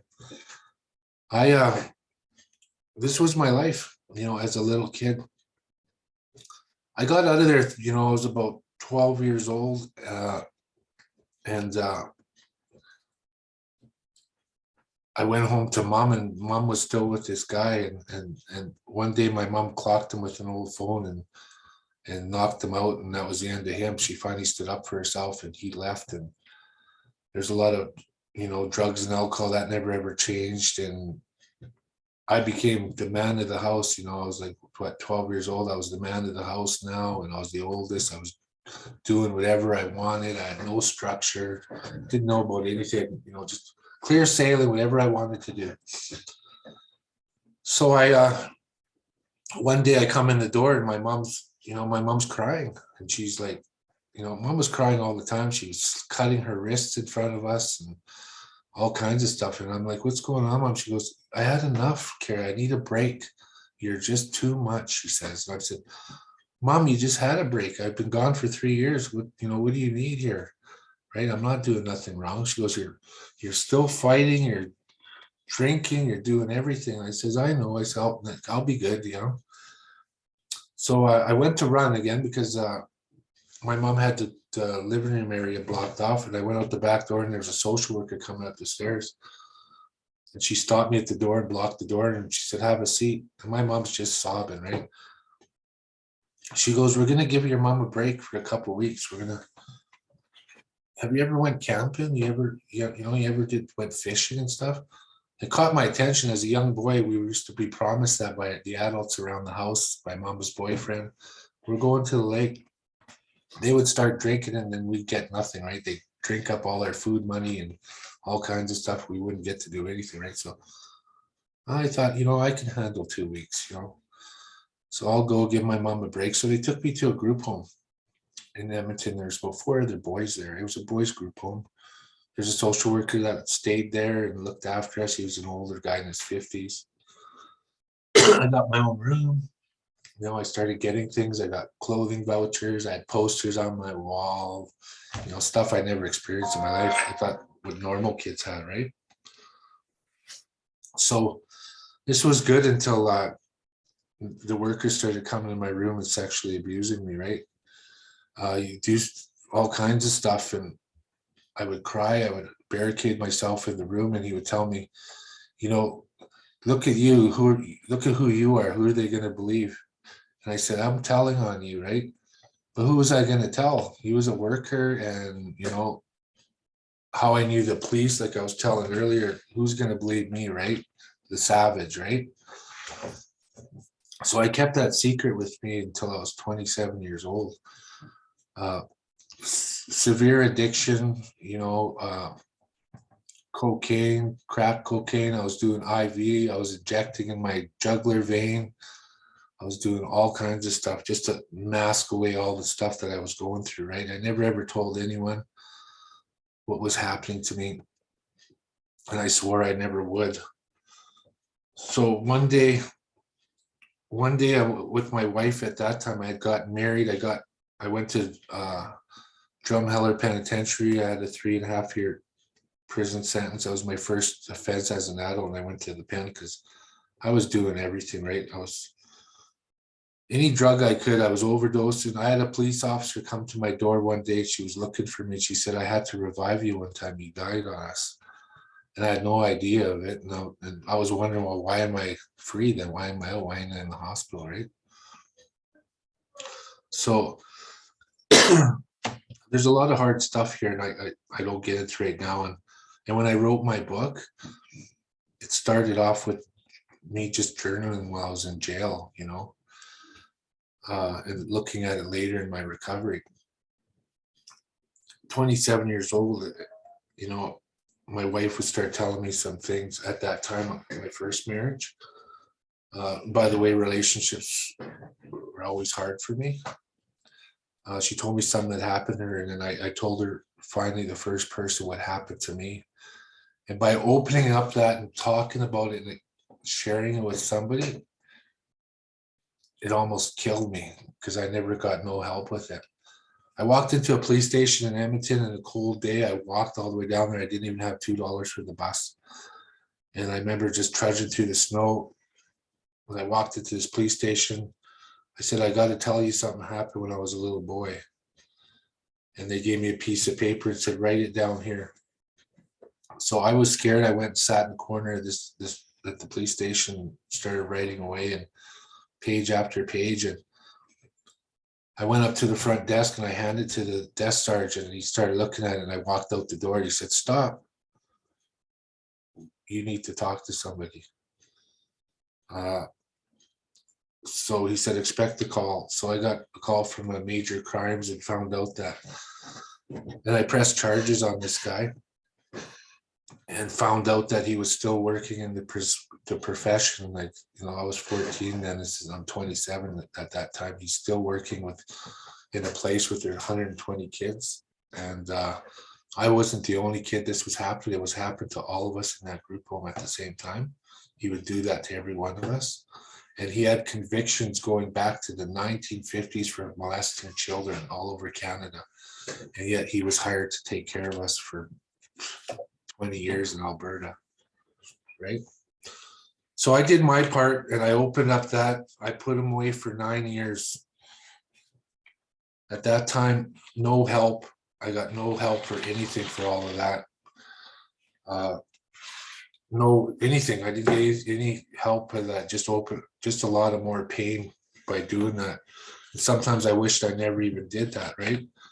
The only thing that kept me together was, you know, all the people I felt that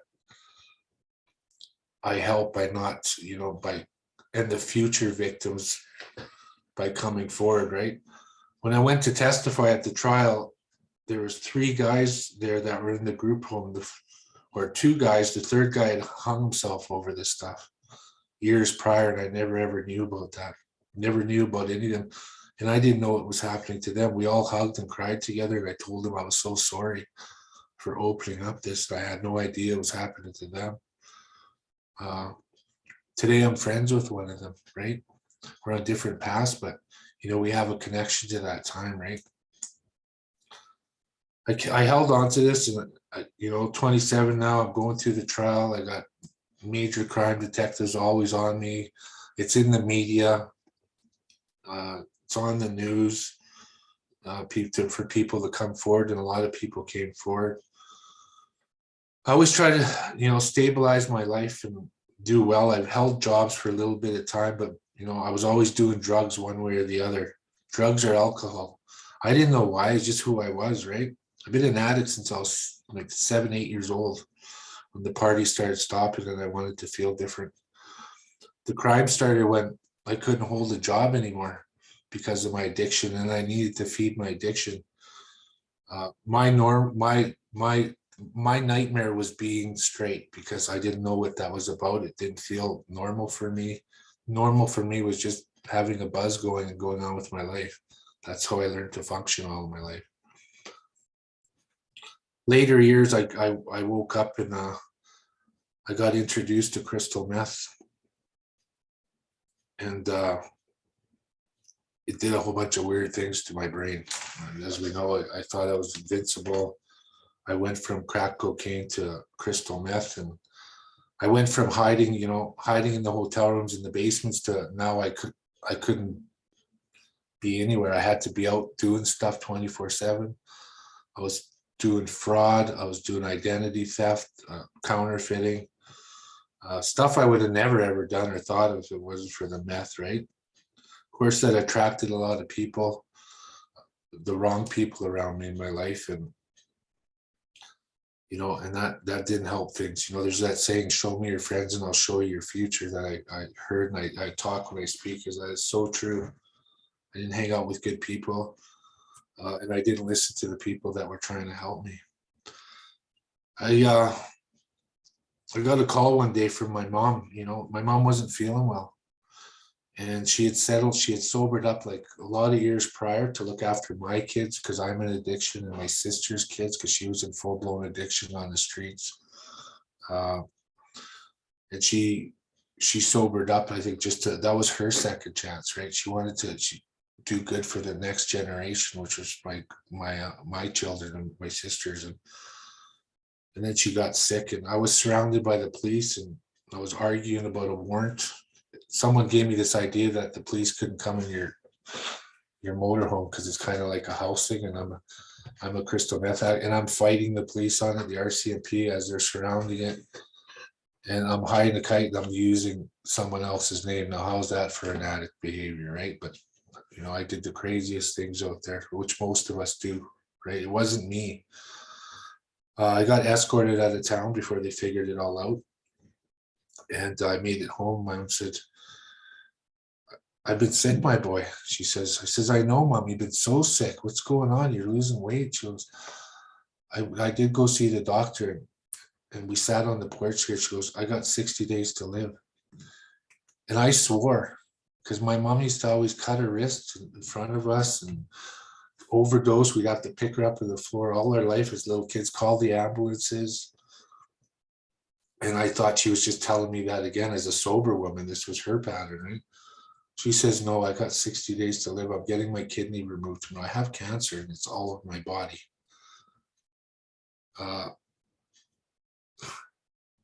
Yeah, that was a very hard time for me, because my mom always kept, no matter how bad I was doing, or my sister was doing, or my brother, she would always have a spot for us. It was always home based.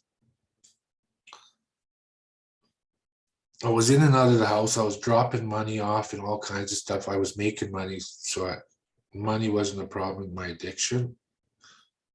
What was the problem? It was my behavior, and the only thing I could tell my mom, hiring a kite, and that I had 60 days to actually be with her, which I probably spent 3 out of that, is I hugged her as she died in her bed after she passed away. And before they removed her, I hugged her and I said, "I'm going to see you soon." I was waking up in ICUs. My mom cut me down hanging in her basement once, and my brother, and I knew that that's where I was going to be, right?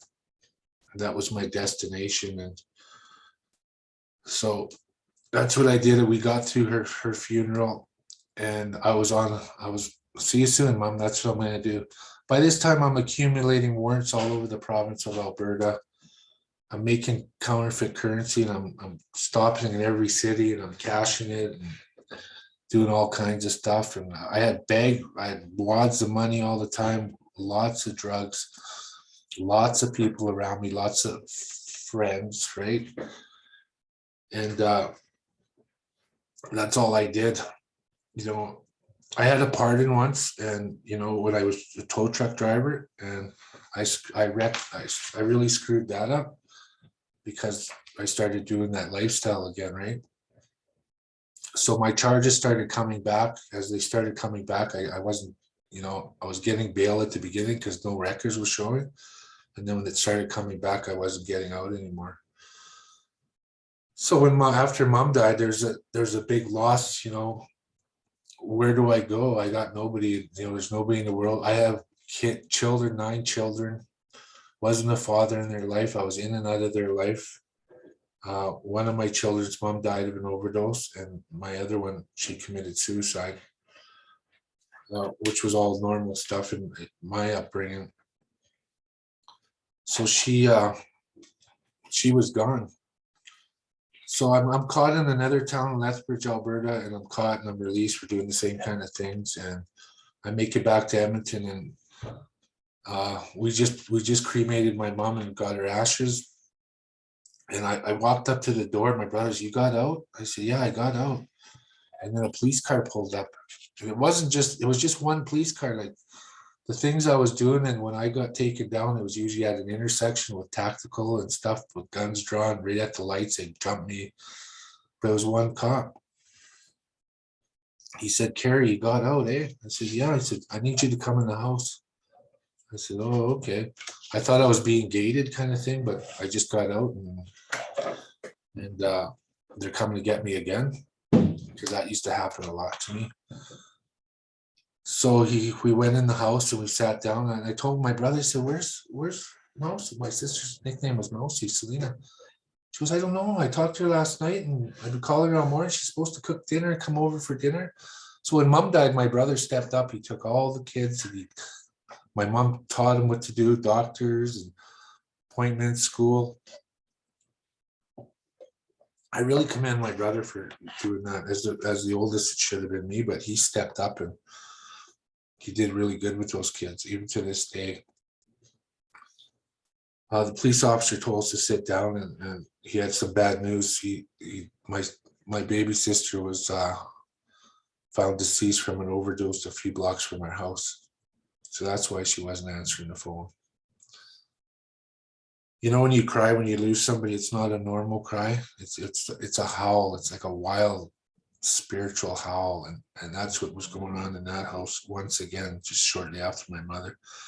That's leaving just me and my brother for our family that we known as our family growing up. Because, you know, the residential school, we didn't know anybody or any family. We had one name to start with, was our grandmother.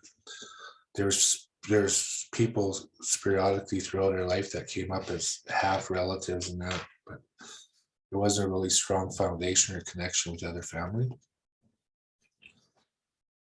I decided one day, you know, when I got out, I asked my brother, I said, "I need to come home, bro.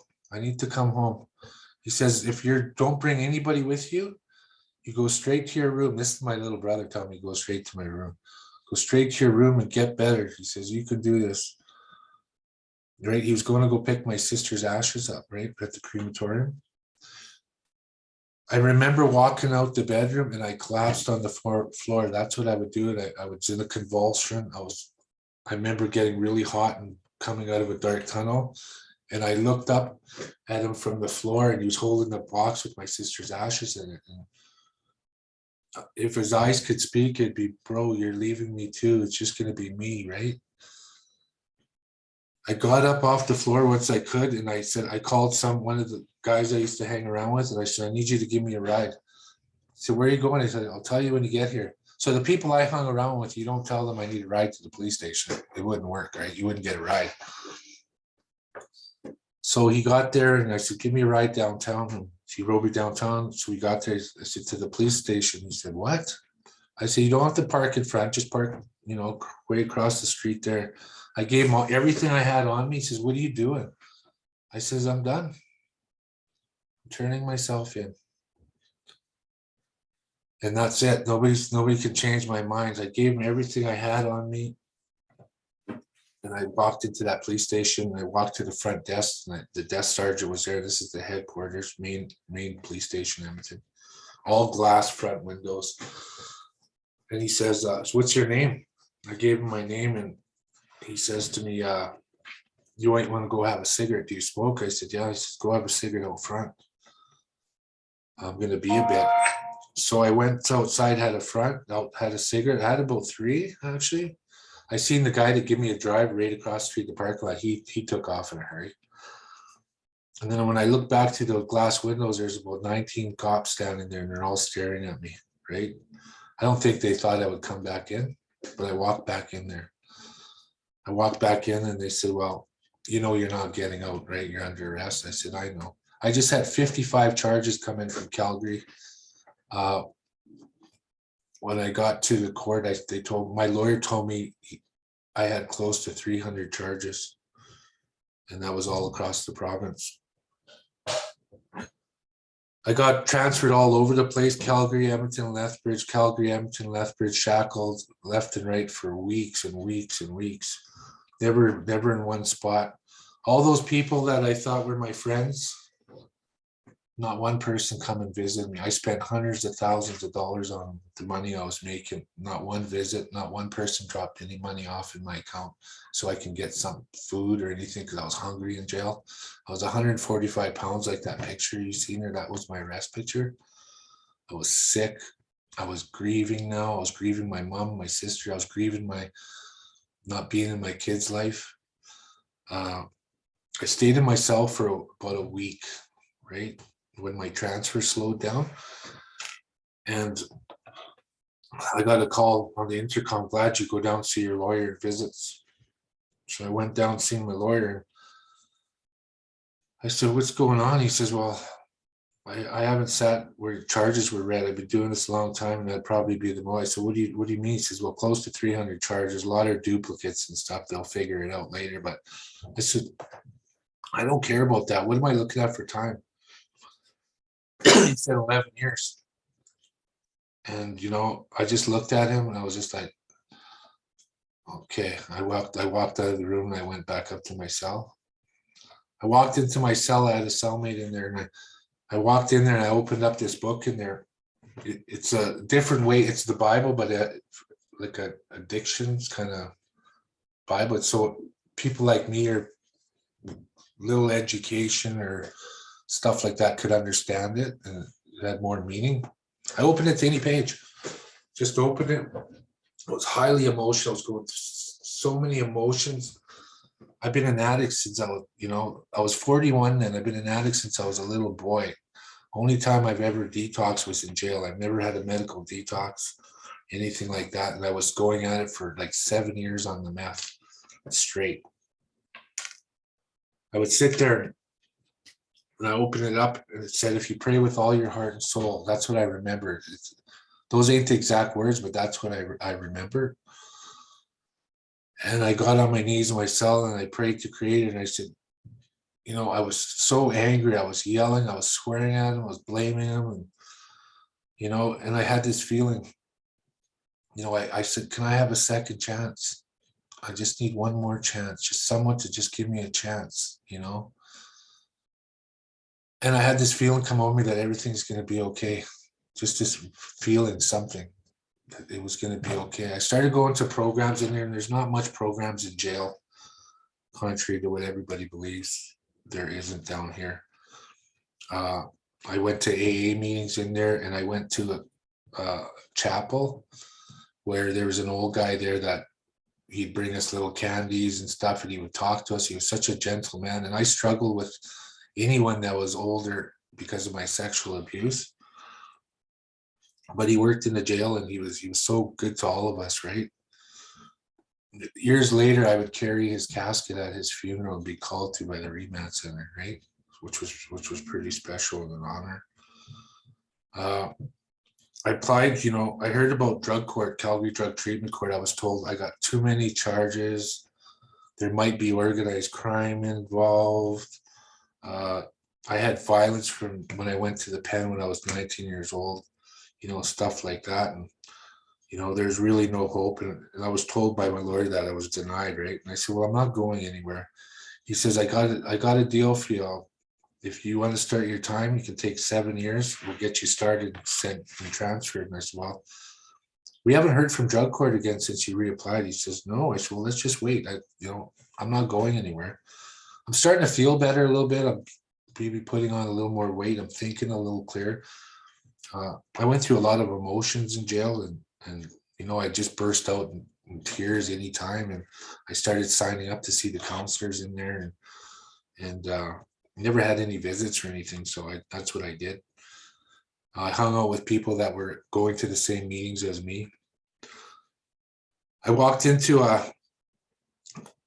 you know, I got called one day to come and observe a drug court. I thought, what? From what I understood, that's a good sign when they ask you to come and sit and observe their court to see if I even want to be part of that.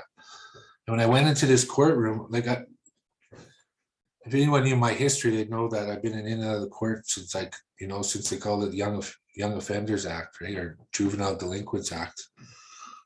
And it was different, right? I seen judges that were like kind of like parents, right, giving you guidance, and you know, say still with authority. It was a whole different experience. I was just like, what? Where am I, right?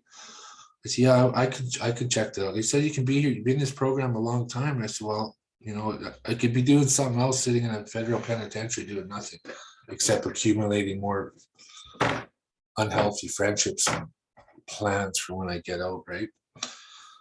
So I got into drug court. I got sent to Simon House Recovery Center. And, you know, when I got into treatment, I started looking at a bunch of things, right? A lot of people here at Simon House, many have been through the program. Many are just like me, right? And I started thinking, you know, when I started telling a little bit about me and my uniqueness, yeah, I did this, I was unique, I made currency, I did this. And they had names for them. Drug court had names for them. I guess it wasn't so unique. They were onto it already, right? So I couldn't BS them at all, right? And when I got to Simon House here, the guy who was doing my orientation, you know, I was such a paranoid guy. I'm looking around for cameras and microphones because I was always under surveillance, right? In my head, anyway. And he tapped me on the arm and he says, "You don't need to look for cameras and microphones. I already checked. There's none." And he was a staff here and he understood my addiction and that, right? And I got along with that. I thought, well, maybe these guys are onto something. They understand, right? I did the work. I did whatever they said. I'm a full-blown drug addict. I sobered up through the 12 steps of Alcoholics Anonymous. I made it through program. I started helping people. I got a job for the first time. I was told, you know, my communication needed to change too. I had a lot of amends to make, you know, our step 9 financial amends as well. I called up CRA. I called up maintenance enforcement. Instead of screaming at them and hanging up like I used to do, I called them and I said, I owe you this money. How can I make it right? I want to make regular payments, but this is only what I could do. And you know what? The conversations changed. The dynamics of it, right? They wanted to help me, and that's what they did. You know, I got my license back, and then I was always hanging around Simon House, the treatment center. And I got a job as a just a support worker on the weekends. So I was working full-time weekdays, and weekends I worked at the treatment center. I've been working here at Simon House for over 10 years now. I did end up getting hired by a Calgary Drug Treatment Court. I worked for them for 2.5 years. I was a peer support, and I also did their drug testing at jails and at the courthouse for the court. So that was an honor to be able to do that and to do my part, right, and giving back. I worked my way up at the treatment center here. And today I'm the director here of Indigenous Relations and Client Services. I have a great support team here. You know, I got our CEO here, Dr. John Rook here, if anyone knows him down there, has been like a mentor to me. And when those first 215 kids were found, he came into my office and he was just as emotional as me. And this is our CEO. He says, "What can we do, Kerry? What can we do? We're going to do something. Whatever you need to do, you do it." We have an 18-foot teepee in front of our main center as a permanent structure at Simon House Recovery Center. 11 years ago, I was told if I wanted to smudge across the street, because that's where everybody smudged. We have a ceremony room on property. we started an IFRP program, which is Indigenous Family Reunification Program, under the understanding that we can't help all of the children that have been found by the residential school system, or the children that can be are about to be found, the thousands more that we will hear about. But we can do something for the overrepresentation of Indigenous children in childcare due to intergenerational trauma. We've stepped up and worked with our partner and agency, which is Alcove Recovery Center, who takes mothers and children up to age 6 to go through treatment together. And Simon House takes the husband, the male. So we worked together. We had our first graduation here, our first success story. Getting funding has been, I just don't understand the funding part. We're doing a neat program that's helping people, but nobody stepped up to help our program. As a nonprofit agency, we have to struggle with stuff like that. I just never get that. But, we're making our way. We do GoFundMe pages. We try to get donors to come in and support this unique program. And, you know, we're saving lives just like mine. My story is not that unique when you're around it all the time, right? There's a lot of good success stories out there that changed their life. I have a beautiful wife now, Shannon, who works in the same field. And I have a daughter, she's 5 years old, that's never seen me in active addiction ever. She's seen me as a healthy father. And, you know, that's really special to me. Her name's Gracie, and, you know, she's my world. I'm still rekindling relationships with my other children that I love to pieces. Some are still struggling, and I always have to be mindful that I can't be taken down or brought back to my old lifestyle because of that, because sometimes we get held hostage to our past by even our family, right, and our friends. So I stay, you know, connected. My wife works at Alcove. She's been there for a lot of years. We have, you know, we both work in the field of addiction and mental health now. I went back, you know, about 3-4 years ago, and I started looking at my journals, and I was doing a lot of speaking engagements. I still do a lot of speaking engagements all across Canada. And I always promote justice. I always promote the programs that saved my life. All you guys, the courts, you know, drug treatment court. I have no problem, you know, in every speech I've said, I've always honored them for the people I resented for actually saving my life. There's police involved. I have friends today that are judges, police officers, prosecutors that I can call anytime. And that's, you know, you get that way for character, right? This year I can get a pardon again. I can start working on that, which I'll be doing.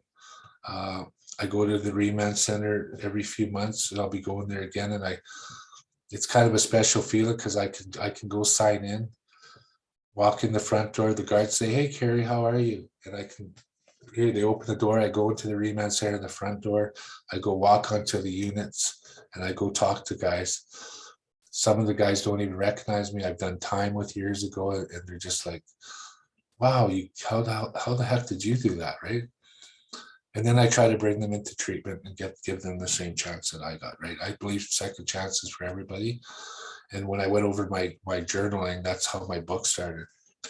I remember being in the jails and growing up in the system all my life, in the correctional facilities, and everyone was always looking for hope in there. That's the first thing, was me. I was looking for hope, something to make me feel better, something to take me away. And there was nothing in there, right? Everyone was lined up for old books from the 40s. And so I started writing this book, and I wanted to honor the creator in that jail cell and named it Second Chances, the Kerry Gladue story. I honor my ancestors in it, and I go really, really deep into, more deep than I have with you guys. And I also made it so that if you read my book, or if any of you have, I'm there with you reading through the story. It was a very hard thing to write. I had to go to the old places, the old foster homes I was in, and relive that stuff and think about it. And I was crying. I was sitting in front of some buildings where the police could have been called by there's some guy crying out front of our place, right? But I went through that. It was a healing thing for me. And I got this out. I said, I want this to go into correctional facilities, this book. They need to have this. This is everyday drug and alcohol struggles, drug addiction, not back in the 40s when it was just alcohol. My book tells everything from intergenerational trauma, healing, and how I got through it, and the things I went through and the struggles I went through. And I hope that it continues to do what I wanted to do in helping people. We have it in the jails down here in Alberta, and some of them, and I'd like to get it out to all the ones across Canada, just to share that if I can do it, anybody else can do it. I don't have much more to say right now, but I want to thank all you for being here and for this opportunity. And like I said, when I do stuff like this, it's my giving back to all of you. I thank you.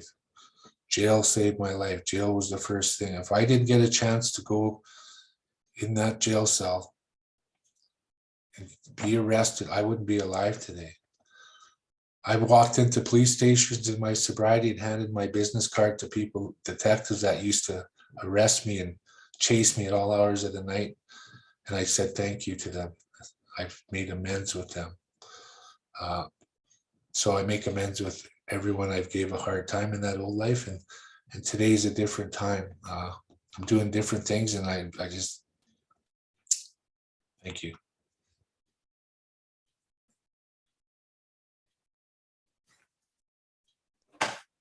Thank you so much, Kerry, for sharing such a challenging and heart-wrenching story. You started off by saying, show me your friends and I'll show you your future. And I thought, how very insightful and so very impactful that sentiment. So I'll certainly hold that with me and certainly pass that along in the work that I'm doing. You talked about a lot of grief and a lot of suffering, and you talked about loneliness and being in some very dark places, and certainly the things that you've gone through, no one should ever have to experience that. And yet here you are, still having the strength to advocate for your communities, writing a book, a tell-all essentially, so that others can, learn from you and can be inspired by you. And I said it to Paulette, the speaker previous, about your story being a survival guide, and certainly that is so true for you as well. So thank you. I'm just going to look at the chat, and we've got a comment here. What a powerful man, and thank you so much for sharing your story. And that's the sentiments that are coming through here. I invite anybody, if they've got any questions, Kerry, if you're okay to take a question or two. So far, nothing's coming up, but if people do have something, please feel free to put it in the Q&A or in the chat, and I'll pose it to Kerry. I'd also encourage you, Kerry, to look at the chat. There's some beautiful messages coming through. Kerry, are you open to taking a question? Yes, absolutely. Great, thank you. I'm one of the Crown prosecutors at the Brampton Drug Treatment Court, and to say that I've been moved by what you've shared with us today, it would be a huge understatement. But as I wanted to ask you, from a prosecutor's perspective, what do you think that we could do better in trying to help clients move through the program when they come in at the very beginning, oftentimes untrusting of the system, untrusting of, if I could put it, like of authorities, so to speak? Is there something that you could speak to people like me who really want to help to make a difference, but are sometimes unsure the best way to go ahead and do that? Well, I think it's just maybe removing the institutional part of it and more meeting people where they're at. I think, like what I mentioned at the beginning there, I was walking into that courtroom, like it was different, you know. It made me curious, you know. It wasn't, you know, even the correctional officers in there were compassionate. It was a whole different thing, right? The prosecutors, the federal prosecutor, the provincial prosecutor, our prosecutor would cry. She was, and she still does that, right? She would just get emotional, vulnerable with us, because she cared for us. I never witnessed that in my life, and I've sat in a lot of court graduations and seen that, and just love her though. But that's the realness of it. When you take the institutional out of the people that are so institutionalized, you raise curiosity and you invite them into, you know, safety. I think it is a safe place. And even working with our Indigenous population too, having that component in there in the courtrooms is important, especially right now with reconciliation. That should be in there as well. A big part of it, right? Thank you. Thank you for that. That's really insightful, and I'll take that with me.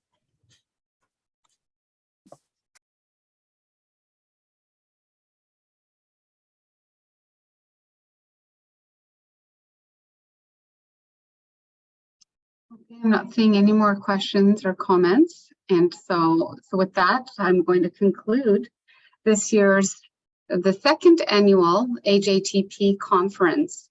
We thank everybody for joining us and, you know, tuning in for the last 3 days. We've talked about some really interesting subject matter, hopefully some food for thought. Hopefully you're leaving this conference feeling just as inspired as I am, and as I know some of our organizers are feeling, and that you are able to, you know, take something from this and perhaps apply it in your own work.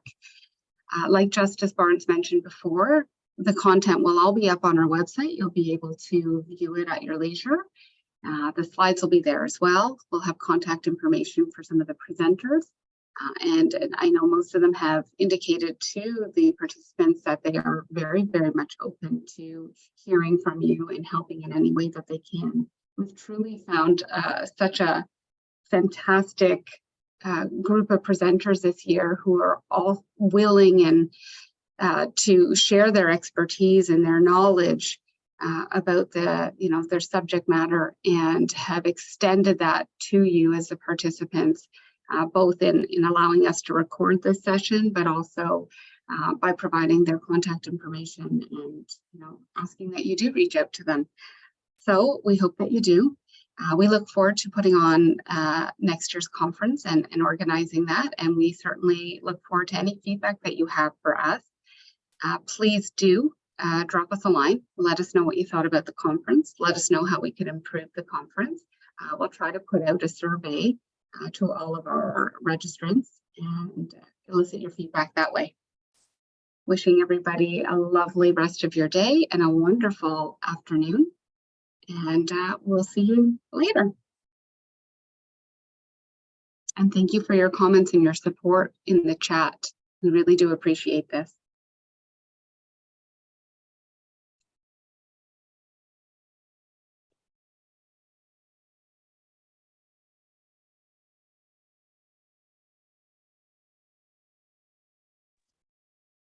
Stop recording.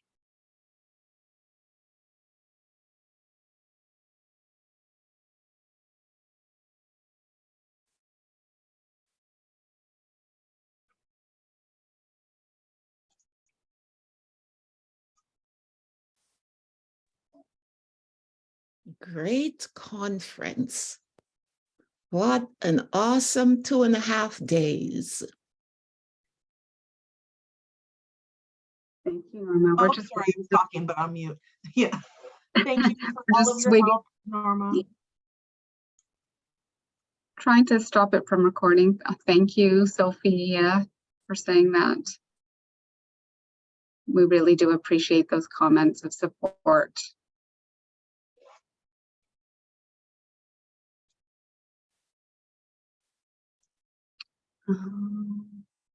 I can flip Justice Barnes a quick email. Sure. Okay.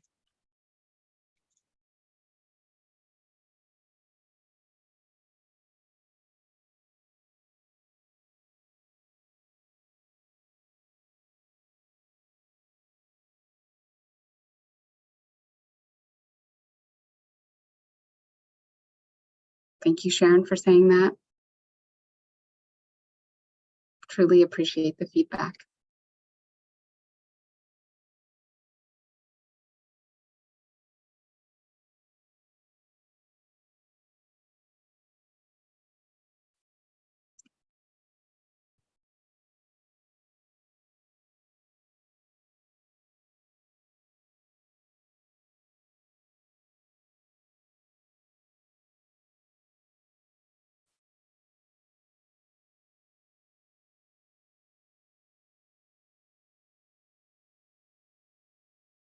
Thank you, Jennifer.